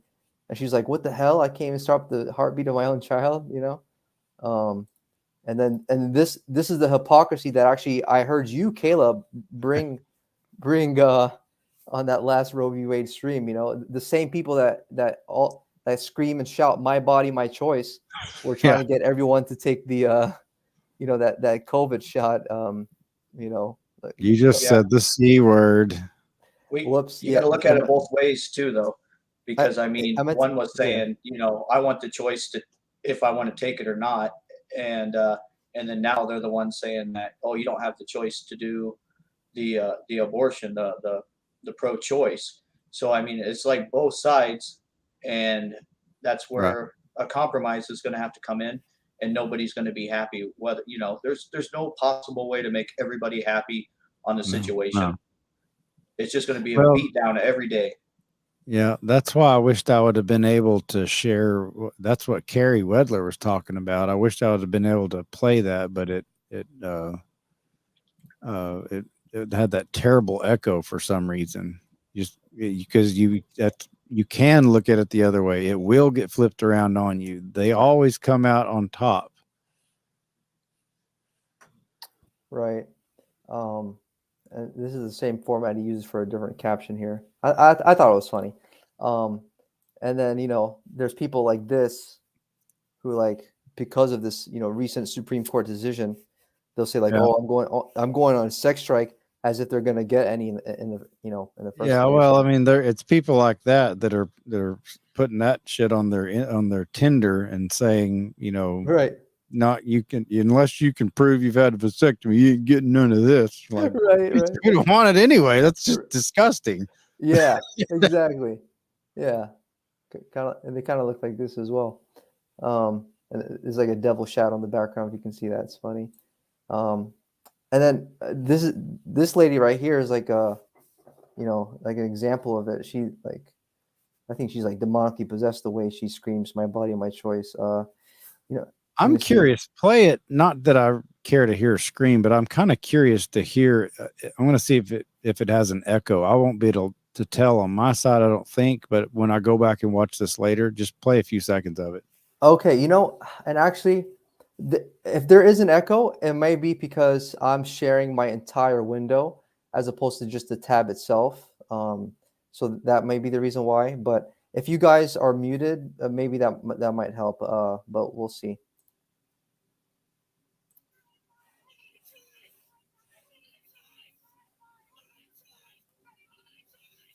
Oh, I guess that's it. Yeah. I don't know if you heard it, but I could just barely hear it on my end. Oh, okay. But Gotcha. again, I don't care to hear her squealing, but I'm Right. glad you did that, because when I go back and watch this, I couldn't hear it, but maybe it'll be audio. The audio will be in the recording. I really don't know. Yeah, and here's another, I think, 30-second clip from like a lady sharing her opinion about this whole decision. Yeah, I can't hear. I can just the most faint of faint.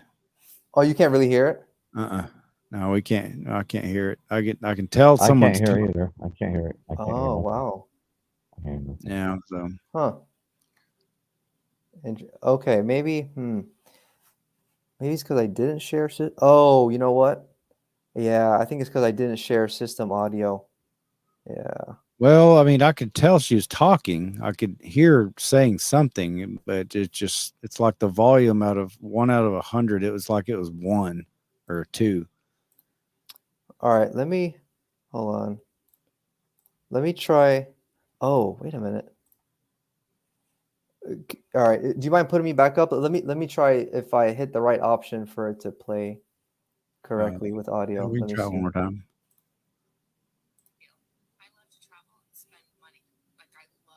No. Could you hear that time or no? No.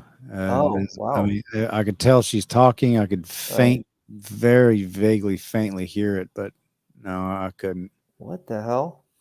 Yeah, I don't know. It's no big deal. I mean, I got your point. The light in me said something. I'm sure this has been up for a while. It's incredibly telling. She assumes she means Ghislaine Maxwell. She's the only one who goes down for all of it. That alone is a tale. She's definitely the fall guy, but she obviously had a hand in it. Yeah, she had a hand in it, assisting all the other real bad guys. I don't know if I'm allowed to say what they are, but we all know what I'm talking about. Who are these people? Why is she the only one that's going down? And if it is really that bad and of what she's accused of and actually guilty of it, you only get 20 years for that? Like on multiple accounts, not just 1 or 2 young humans, like a bunch of these people. Yeah. But it's just weird. They'll bury it, and then I don't know that we'll ever know unless, somebody comes out with a live mic somewhere and catches some prominent person, which is particularly why I like to support independent journalists that aren't, tethered to, like a CNN or a Fox News, it's something that has to go through a corporate before they can say it. That's why I like these independent journalists, because if they get a hot story and they know it's hot and they're the sole person in the whole operation, upload it, get it out there. Once it's out there, it's out there. Also, don't Hey, forget. Caleb, here's a question for you. This is a little well, it's way off subject, but it has to do with one of the Parker videos. Okay. and tell me if I'm wrong. In one of the Parker videos, wasn't there I wanted to know because I'm very interested. Wasn't there an RV that you guys had or a trailer? Am I thinking of another Parker video? Yeah. I've got 2 or 3 videos that shows me in my my motorhome. And that's what I thought. I was thinking the back. Millennium If they're Falcon. the right ones. Yeah, one of my Oh yeah, videos called. I was thinking, yeah. Falcon. And then I got 2 of them where I pick them up. When the first one I got the Falcon, and then the second one was right after I got out of jail. And you see London burst through the door and knock me over. And the first one was Parker burst through the door and knocked me over. That's when I surprised him for the very first time with the RV. We had a lot of fun in that, like a lot of fun. When I first started taking that down there at San Antonio, we would stay at different Texas state parks every time I went.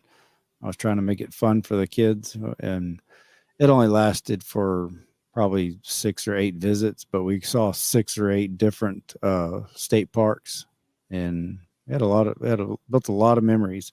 I'd ordered an original Nintendo Entertainment System, an NES, the original Super Mario Brothers with Duck Hunt on it, and I showed them how to play it, and that was our Christmas. We actually spent a Christmas in that RV, and when the transmission broke down in Comfort, Texas. We spent Christmas Eve in underneath McGill's tire shop awning there in Comfort, Texas. And it was depressing for me because that $5,000 transmission went out, but I'd already gone and bought all their gifts from Hobby Lobby and the Nintendo. And I just shut all the curtains and I fired up the generator, had all the lights on, had the music going, had the TVs going and the Nintendo's going, and everybody's unwrapping presents. And it was probably the best Christmas of our life. Right there, broke down on the side of the road in McGill's tire shop there, and underneath his awning in Comfort, Texas. Huh. I didn't get any of that. I didn't film any of that. I don't know why I didn't think to do it, but I didn't. But the kids even told me that was the best Christmas they ever had. And I was sad, but I was proud that I did the best I could. And I was happy that I had all 4 of my kids with me. And it might not have been actual Christmas Eve. I forget the exact schedule. Maybe, it might have been the 22nd or the 27th, but it was, our Christmas together. Yeah, I had a lot of good memories in that old Millennium Falcon. It was a 30-foot, a Triton V8, 30-foot, what's that called? I can't remember the brand name. I never thought I'd forget that. Here I am. I'm forgetting.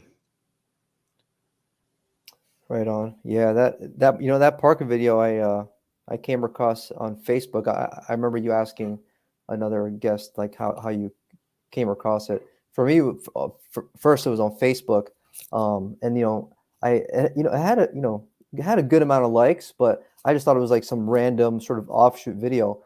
And then so when I found it on YouTube on your channel, I was so like taken back and surprised that it had like millions and millions of views. But at the same time, I'm not, because it's such a very like high emotional, like heart-wrenching video, and I love that you call it the Parker movie, because obviously it's not like an actual like movie like in a Hollywood sense, but well, I didn't coin that. People that watched it coined that.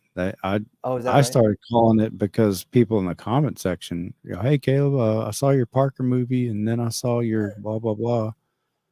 I'm like, okay, well, they're calling it. And somebody made a comment one time. I'll tell you, the very funniest comment I ever read on the Parker movie was some dude said that was the greatest ending to a movie I've ever seen since Luke blew up the Death Star. And I thought, wow, it was flattering, really. I pinned it and it got like 20,000 thumbs up or something. It was amazing how that that resonated with so many people. Yeah, it really did. Even for someone like me, you know, who's not, I'm not a dad. I don't have any kids, you know. I'm younger than you are. I'm not even, you know, I've never been married or anything like that. But yeah, it's just when you can see such raw emotion, you know, going through a young kid like that, who's so, you know, convicted about what he wants to do. And you could, you know, besides like the person you debated, and then maybe the few people that think like him, everyone else with their head, you know, screwed on right, can obviously see, you know, what was the right perspective in that in that, you know, situation. Just trying to give 14-year-olds a voice. You know, I wanted to add too on that video. Imagine if it was the mother returning the daughter to the father at the house. How many, you know, if people like the perspective on the whole video would have changed. And, you know, because just switching the people around would most likely make people think that, oh, well, they should just let the daughter go with the mother. And you know, just kind of look at it that way too. You know, I got asked by, well, I guess, what's his name was asking me, Brian was asking me that, what if it was reversed? And I don't know. All I know is what I teach people to do in high conflict situations. You have your camera rolling, you stay calm. You know, personally, if it was me and it happened, like I even told Brian, I'd be highly disappointed in myself. What did I do as a parent that my own child wouldn't want to come back? And sure as hell wouldn't have called the cops on anyone in the situation. I wouldn't. Those are the last people I want to get involved to resolve conflict. You know, I tell people all that all the time too is, when you resolve, how do you resolve conflict? And with children, to me, calling the cops is just a horrible, horrible, horrible way to resolve conflict. Any woman I've ever gotten involved with, which isn't many, or not seriously involved with, one of the very first questions I ask is, how do you resolve conflict? Do you throw shit? Do you scream, yell, cuss, get mad, kick the dog, break cell phones over my face? Or do you just talk, or do you just get quiet? Because that's very important to know. Because if your natural reaction is just to throw shit and break shit and scream and raise hell, then bye. I don't care how pretty she is. I don't care how connected she is. I don't care how wealthy she is. I don't care how funny she is. I don't care how good she can make that cucumber disappear in her TikTok videos or whatever. I don't care. If that's how you resolve conflict, like old Curly Bill said, when after one of Wyatt's brothers died, well, bye. Adios. Don't ever contact me again. Because I'm not playing that shit. That violent bullshit on how that's how you resolve conflict. Same thing with kids. How do most parents resolve conflict with their kids? Hit them. That's what they do. Why? Why is that your first resort? Just hit them. I know so many people that was just normal. That's how they raised. Just constant, just fucking hitting them all the time. Sometimes it was, you know, it wasn't just an actual, a belt buster, but just constant hitting on the back of the head, just constant. And like the British do that a lot. Like I was watching, I didn't become a Harry Potter fan until I was like in my 40s. And yeah, the movie's funny where Snape's always, you know, whacking Harry and Ron on the back of the head. You know, in the movie, it's funny. It's not that big a deal. But at the time, I had an English girlfriend, and we're still friends. And I asked her, I said, "Is that how the teachers all? Y'all all do that?" She said, "Oh yeah, that's just normal culture. Teachers they take a book or a open hand, and she said they don't just like beat you like with a belt, but it's always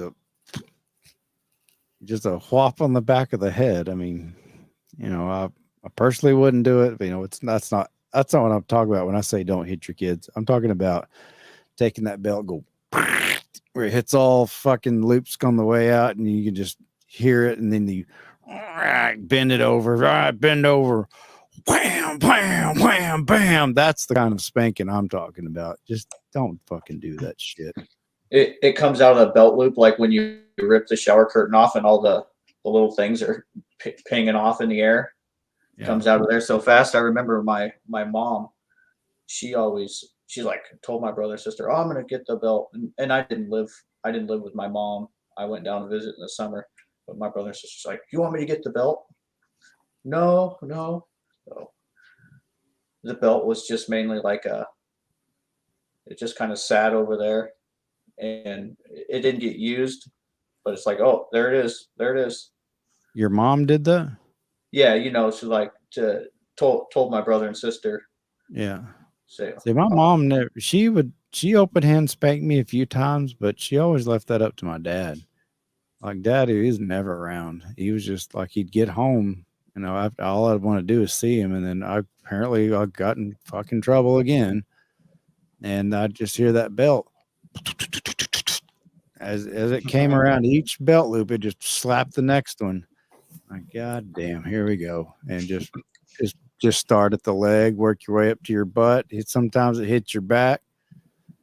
I hated it so much. I'll never forget the worst time he ever did it. He just lost his shit.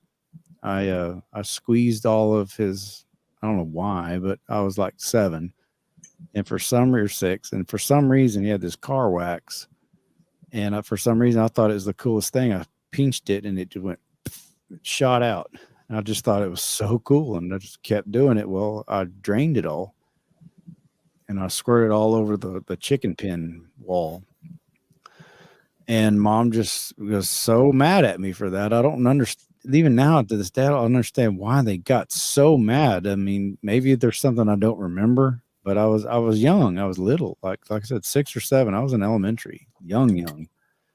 And Dad came in, and he was late, and he was tired, and Mom kept just hinting for me to bring it up the dinner table. And that was the last fucking thing I wanted to bring up. I was like trying to be polite, and then so finally she just dropped the info on him, and he got so fucking mad at me.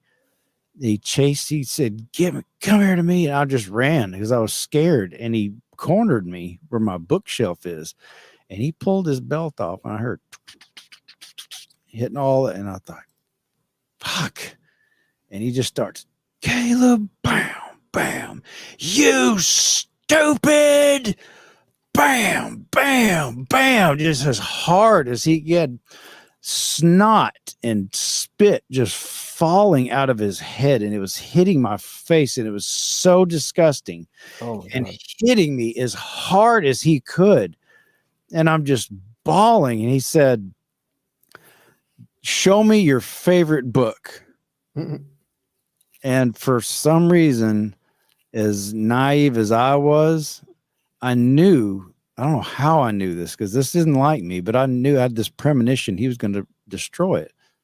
And so I just picked a book that I, fucking hated, because I mean, I knew his dumb ass wouldn't have known which one I like, because it's not like he was ever around to, read to me.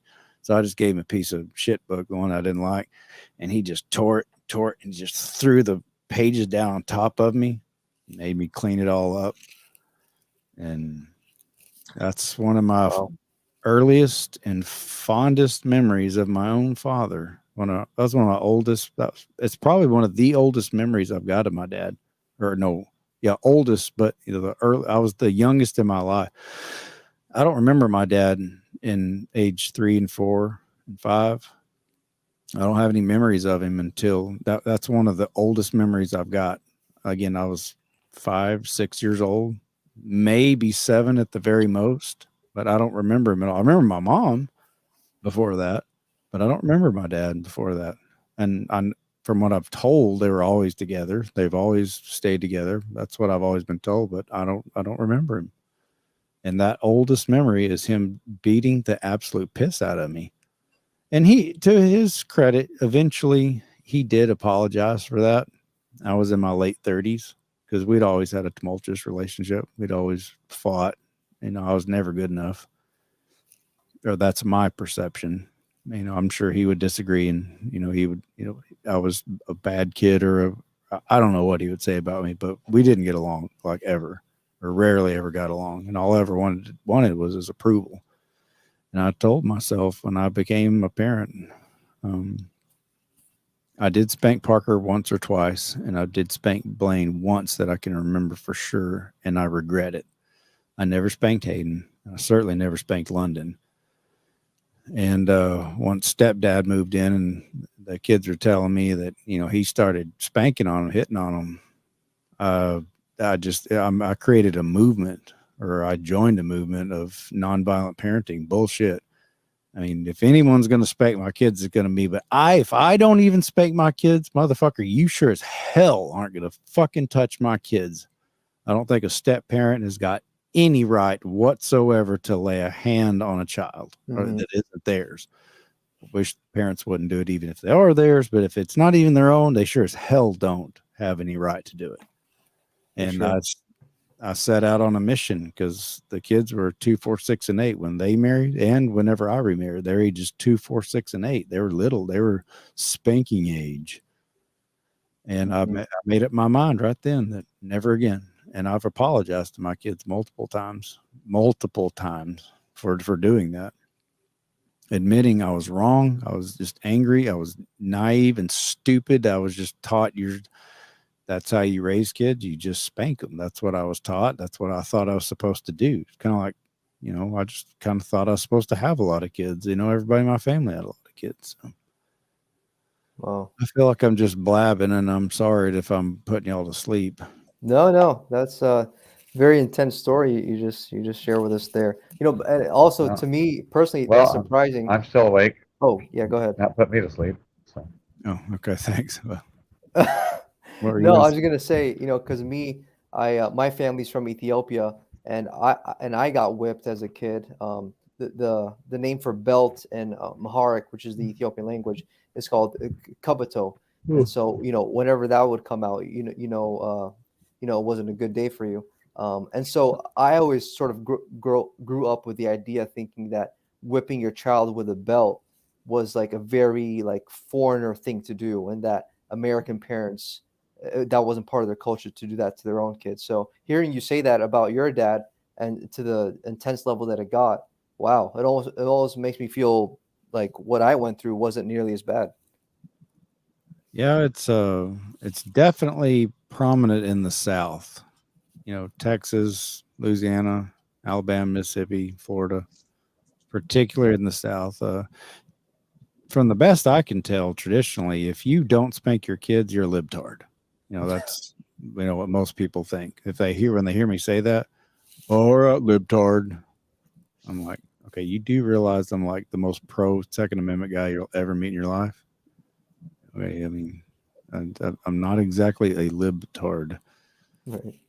but it's mostly from what I could tell, the hippies, the somewhat traditional libertarian or liberal type are the ones who didn't hit. But I mean, I am a libertarian anarchist, but yeah, people mistake me for something that I'm not all the time. You're on that line where it's getting close to the anarchist, but it's just far enough away where the anarchy can't, what you want to say, reach you or whatever. That's about where I am, just far enough away. No, I am full-blown philosophical anarchist. I believe I own myself. You only own yourself. I just don't believe that anybody owns anybody else, or they don't believe that they should. Now, obviously, I have to live in reality. I know I do pay taxes. I'm behind on my income tax, but sales tax, property tax, I mean, I pay some. I'm certainly friends with people that are on state level. It doesn't mean that I hate them. I just don't think that the state should exist. I recognize other people that most people recognize it should exist, but anarchy is it's what we call, some people, we say it's the A word. if you say anarchy, most people's intuition is he's violent or he believes in no laws and just Mad Max. Chaos. Yeah, chaos. When in reality, look around. This is chaos, if you ask me. Pandemics, shutting down an economy because of what? Because of less than 1%. Yeah, it makes no sense. And then we got you need to get the Pokemon, called the Pokemon. Yeah. You need to get that so you keep the people that already have it, you keep them safe. And like, oh, you don't have your poke? Well, you got to keep wearing a mask. Well, for what? Who are we protecting? You know? Yeah, if your mask works so well, buddy, you just go double right up, triple up. just take a bandage and just go wrap it. Just keep making wrap after wrap after wrap after wrap after wrap. Just make it just tight and just keep yourself safe, and then you'll be fine.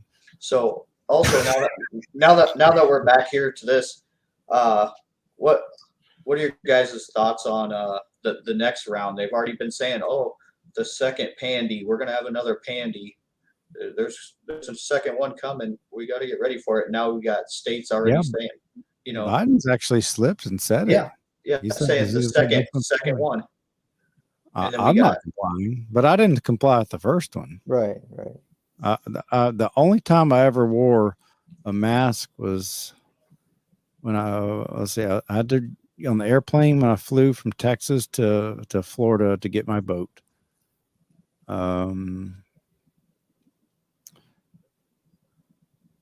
I think that's about it. The only time I ever wore it was when I had absolutely no other choice. I visited Walmart one time whenever I sobered up.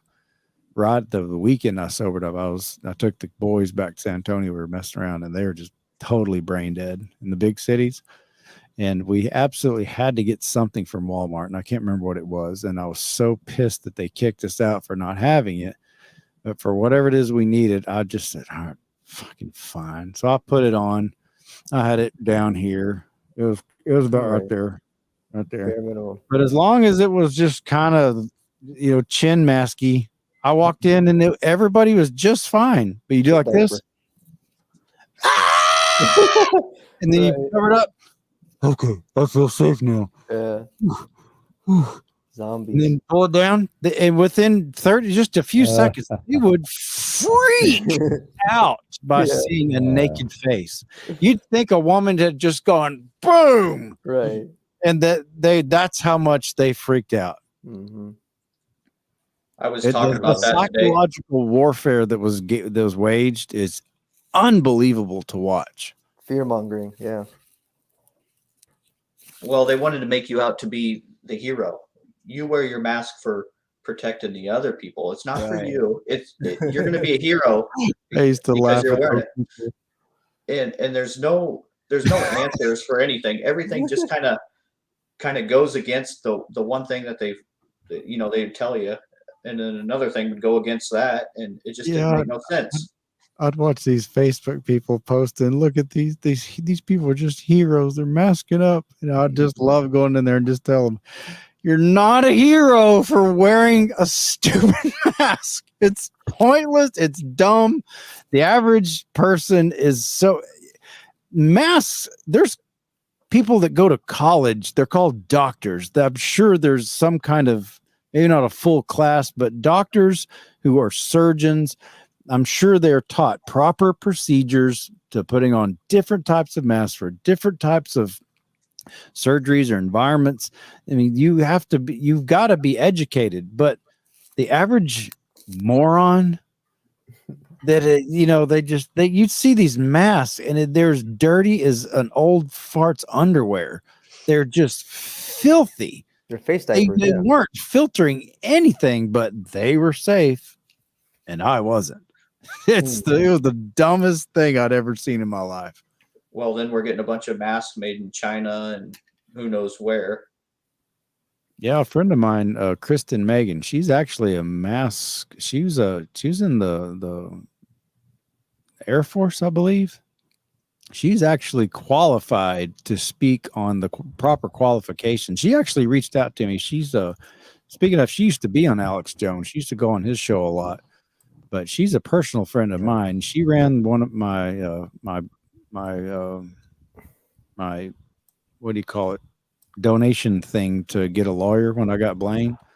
And she reached out to me. She messaged me the other day, said, "Hey, I heard you doing a podcast. Definitely want to come on." So she is like literally legally qualified to talk about mass, but she, teaches the classes. Or I'll let her explain. I'll get her on hopefully here in the next week or two. But yeah, Tori, you said you're an Alex Jones fan. She's been on his stuff a lot. Do what, Jason?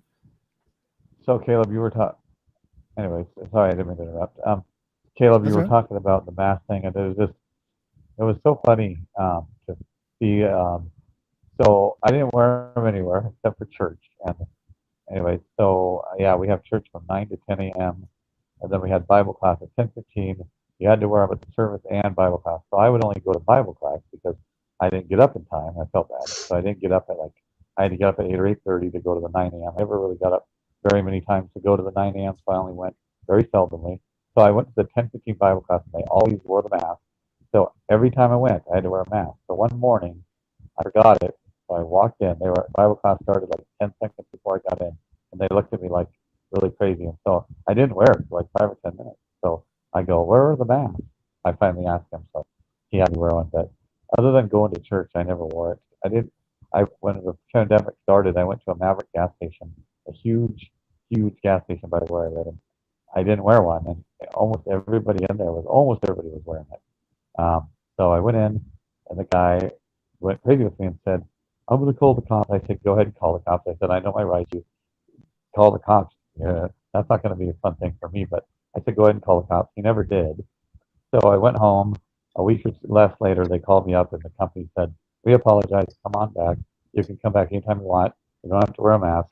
So they kind of apologized. So that was good. But on that, and I even wore one I never wore one at Walmart either. And it was kind of weird. I went there with my friend Fritz, and he wore one. I didn't. His was way down below his chin. I never wore one. And the lady goes, I told the lady, "I'm not wearing a mask today." She goes, "Oh, you don't have to." I was so brave. I just walked right. I didn't wear it. So.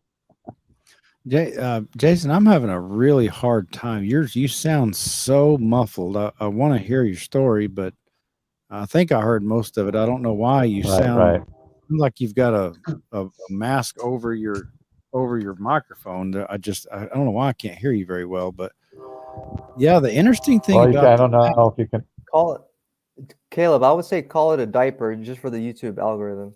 Oh yeah, okay, the diaper. Yeah, the face diaper. Just call it face diaper. Yeah, Jason, you've got that train horn thing going. Anyway, another interesting thing I noticed about the face diapers is, everybody knows that cops are the enforcers. If they're told to enforce something, then they have to do it. Mm-hmm. So face diapers were never officially a law. Some cops actually were enforcing it if they were called, but it was really interesting the number of cops, even some of them, maybe not in a formal interview, but people just recording them in public or whatever. A lot of cops were like, "This is bullshit." And they would just I give anybody credit. I give anybody credit on the mask when they say they worked at a store or wherever, and they were told, if somebody comes with no mask on, you tell them to get their mask on. Well, if I'm working there, I don't want that job. I don't want any confrontation with these people. No snitchy. That's not my job here, is to play mask police and piss everybody off that comes in here, and then have them jumping on my ass. Whatever, you come out and do it. Yeah. Yeah. Again, as critical as I am of cops, those cops that were like, "No, we're not doing that. We got better shit to do." I commend them for just saying no, I'm not going to collect a paycheck and do what you tell me if it's that ridiculous. So good for them. In fact, one cop for me helped me in my situation. I went to a Whole Foods, and the supervisor there told me to to like, if I didn't want to wear a face diaper, to go get my temperature checked. They call it a health screening, but I refused that, because I don't know about you guys, but I don't think this macaroni bug exists at all. In fact, I've gotten so deep, I don't think I, any I don't sort of, either. yeah, I don't think, I don't know. in fact, I don't think any sort of contagious bug of that sort exists at all. But that's I like a don't different thing. either. Yeah, And I amen. know people get sick. I'm not so blind Right. to not think that, but people get symptoms. There's always something else wrong. It's usually as ignorant as humans are, and me and myself included, even about nutrition. Mm-hmm. A lot of people get sick on their own accord. Mm-hmm. They eat like crap. Amen. They don't exercise. They Mhm. drink Right. alcohol in way excess, or in my case, I wouldn't even So say do it Caleb, at all. I have a question. Oh, can you hear me? If you can't hear me, let me know. If you can, let me know. Yeah, I don't know what it is about your mic. It just Can you hear me better? So not really. You sound like it's really a lot of bass. I Oh, mean, go ahead. well, anyways, like I said, I didn't mean to interrupt, but go ahead. what'd you say? I said, when we get done here, go listen to it and you'll hear what I'm talking about. Okay. Anyways, I was gonna say, yeah. So I think it was me that told a friend this, or one of my best friends, but so didn't wear a mask at all, except for at church. So, and I never got COVID. So I asked my best friend, Fritz, and this is just a wild accusation here, but is COVID really, oh, I said the C word, sorry about that. But is the C word, is it really as bad as people put it out to be? Because I never wore a mask and I never got it. So is it, I mean, it's obviously a real thing, right? Maybe not, I don't know. But it can't be too bad of it. It can't be too contagious, or it can't be too much a bad thing, because I never got it. That's all I'm getting at. So No, What'd you say? actually, Jason, if I can answer your question, I don't know if you heard me at the beginning say that I have a degree in public health, and so I was very just naturally interested and curious about this whole situation, and I immediately started doing my research outside of what most people just see and blindly believe and absorb from their television set, the fake news media, right? So I did my research, and I came across firstly something called the law of the terrain, as opposed to germ theory. Okay, and then I came across something called German new medicine, and basically what I found under that medical paradigm was that this concept of a respiratory viral contagion is a myth, and actually kind of how what Caleb was saying is right. People, yeah. People get sick based off their individual factors, like unique to themselves. So kind of like Caleb was saying, poor nutrition, lack of exercise, lack of socialization, which this whole social distancing thing, that's why that was so wrong. And then also exposure to toxicity, whether it be through alcohol, drugs, or chemicals. And a very big one that a lot of people don't think about or even have a hard time believing is actually your stress management, and especially chronically. So if something stresses you out, whether it be at work or your relationship, or something's bogging down on you mentally and emotionally, that can actually manifest physically as I a believe that. disease. And I know that sounds crazy, but I actually believe that. I had I'll just say a friend. I can't really go into, there's people that would know I'm talking about, but this friend, he was convinced from day one that he had it, and he documented it every single day. He was obsessed with it, and he wound up dying, and they say it was because of it. And I just think it was what, like Red was talking about. It was in his head. He had his mind had convinced his body that he had it and that he wasn't going to make it. and he was an activist for everyone wearing face diapers. And he got so upset when people dared not follow the edicts from the gods upon high. I think it did him in. I really do. And that it sounds terrible to say that, but the truth is the truth. Don't let your minds ruin your bodies. I used to think that was a bunch of hocus pocus, and it couldn't really be that. But I believe that's true. And even House talks about it on 2 or 3 different episodes. I can kind of speak to something I kind of found out for over the years.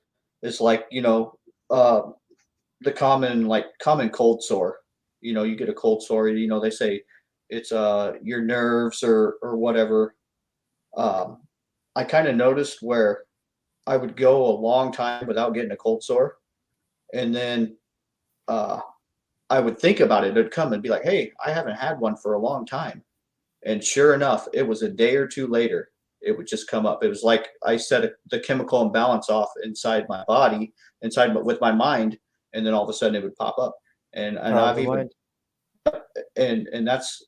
and I wouldn't be surprised now that I thought about it that here in a day or 2.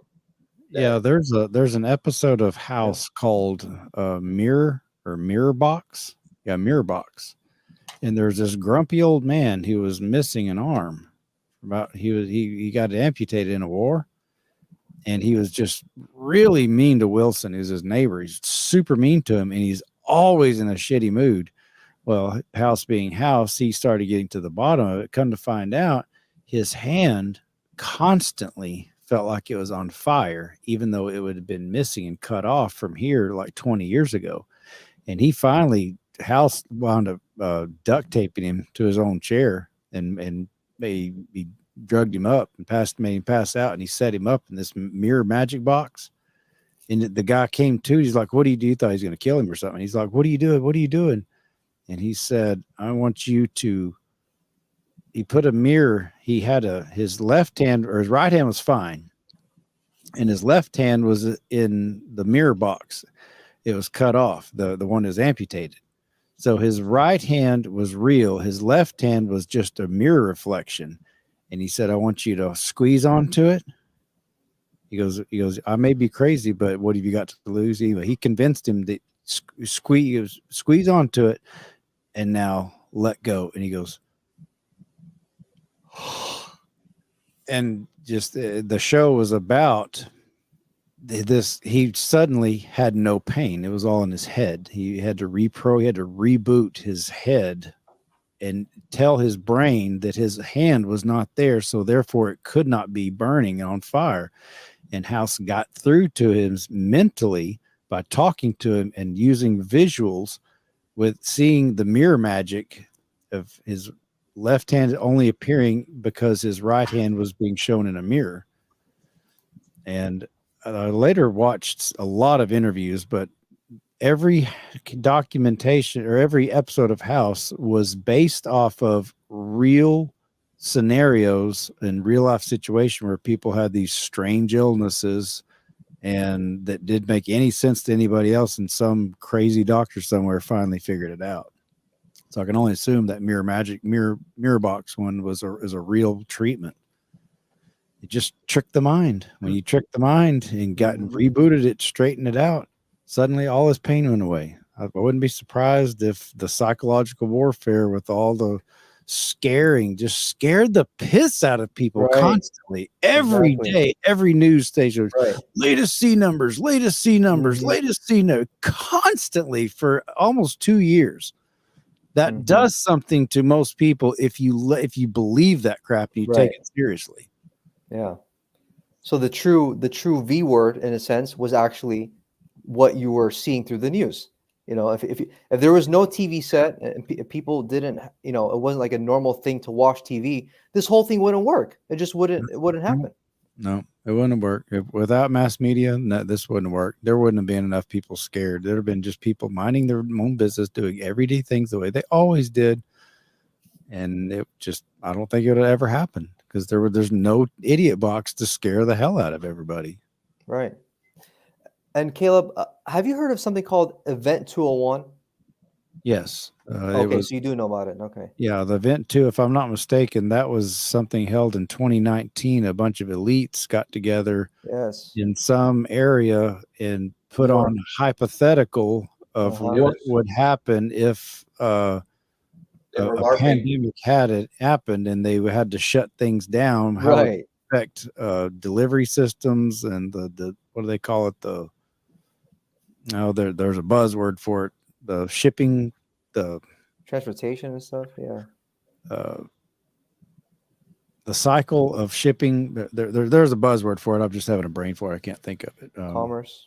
Yeah. Anyway, yeah. So yeah, I'm slightly familiar with Event 2. I watched it whenever they were talking about it, but I wasn't an expert on it. I mean, that is not it. I mean, you and me both know there's. I mean, for that to come out, for that meeting to happen just a couple months prior to us hearing about it on the news, there's absolutely no way there was a coincidence. I think that is a Pretty sure telltale Bill sign. Gates was involved in that.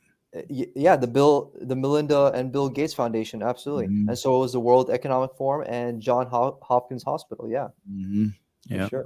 I remember. I'm sure the WHO was part of it. That's right. That's right. Yeah. Well, they're already thinking about classifying the new monkey, the monkey V. Monkey They're, disease, Yeah. monkey poker. about classifying that as a global emergency now, so that we Right. can get it kicked off. Yeah, we got And, three people.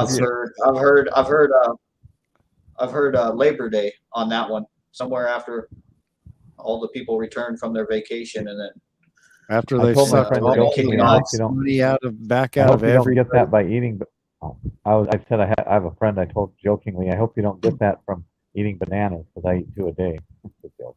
Oh, I yeah. do too. I wanted to, but well, Yeah. don't forget about that truck with the monkeys that crashed. What was it last? Yeah. Sometime during the winter, it crashed up in the northeast, and then the monkeys escaped, and they said they were going to a medical, like a testing lab. Said some lady come in contact with one, and they'll always tell you they'll always tell you what they're going to do before they do it. And yeah. Well, best thing you can do is be prepared for it ahead of time. Get ahead of the curve so you can.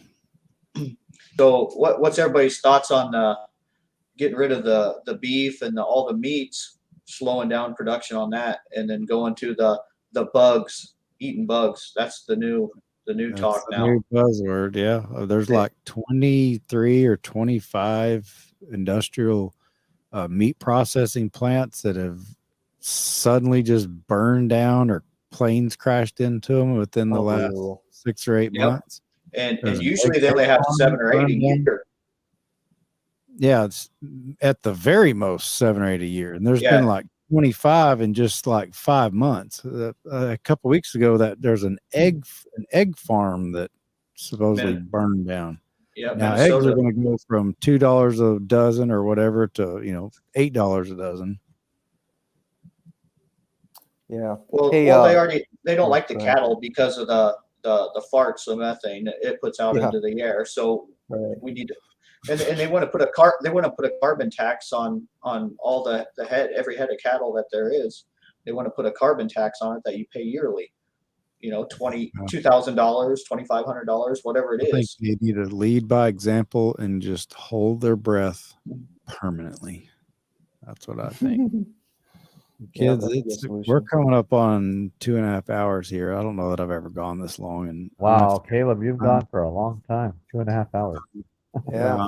I'm getting a little tired. I know we've gotten way off topic from vasectomies, but well, it's fun hanging out with y'all, and I enjoy doing this. But my tire's hanging out, so I think I'm going to let all y'all go. Thanks, Tori, Rebel, Jason. Thanks everybody for Have a wonderful night, Rebel Hey, Nazarene. Have a good night, Tori. Have a good night, Caleb. If you want to debate what Wonderful- time it is, wonderful it's conversation. 9:24. We can debate what time it is. Yeah, so it's 7:23 here. Right now, but- Okay, well it's 10:24 here, Yeah. Same here. but I'll be back. I'll be back tomorrow at 8 a.m. or 8 p.m. Eastern time. So anyway, thanks y'all. Take care. All right. Thanks, Caleb. Okay, have a good night, guys. Good. Well, that was fun. I think I went a little long. That's once I get an hour and a half, I get tired. But Valiant Thor, looks like you're the lone guy left in the chat. So I'm gonna cut it short. I'm turning it off. Y'all take care. Bye. Thanks.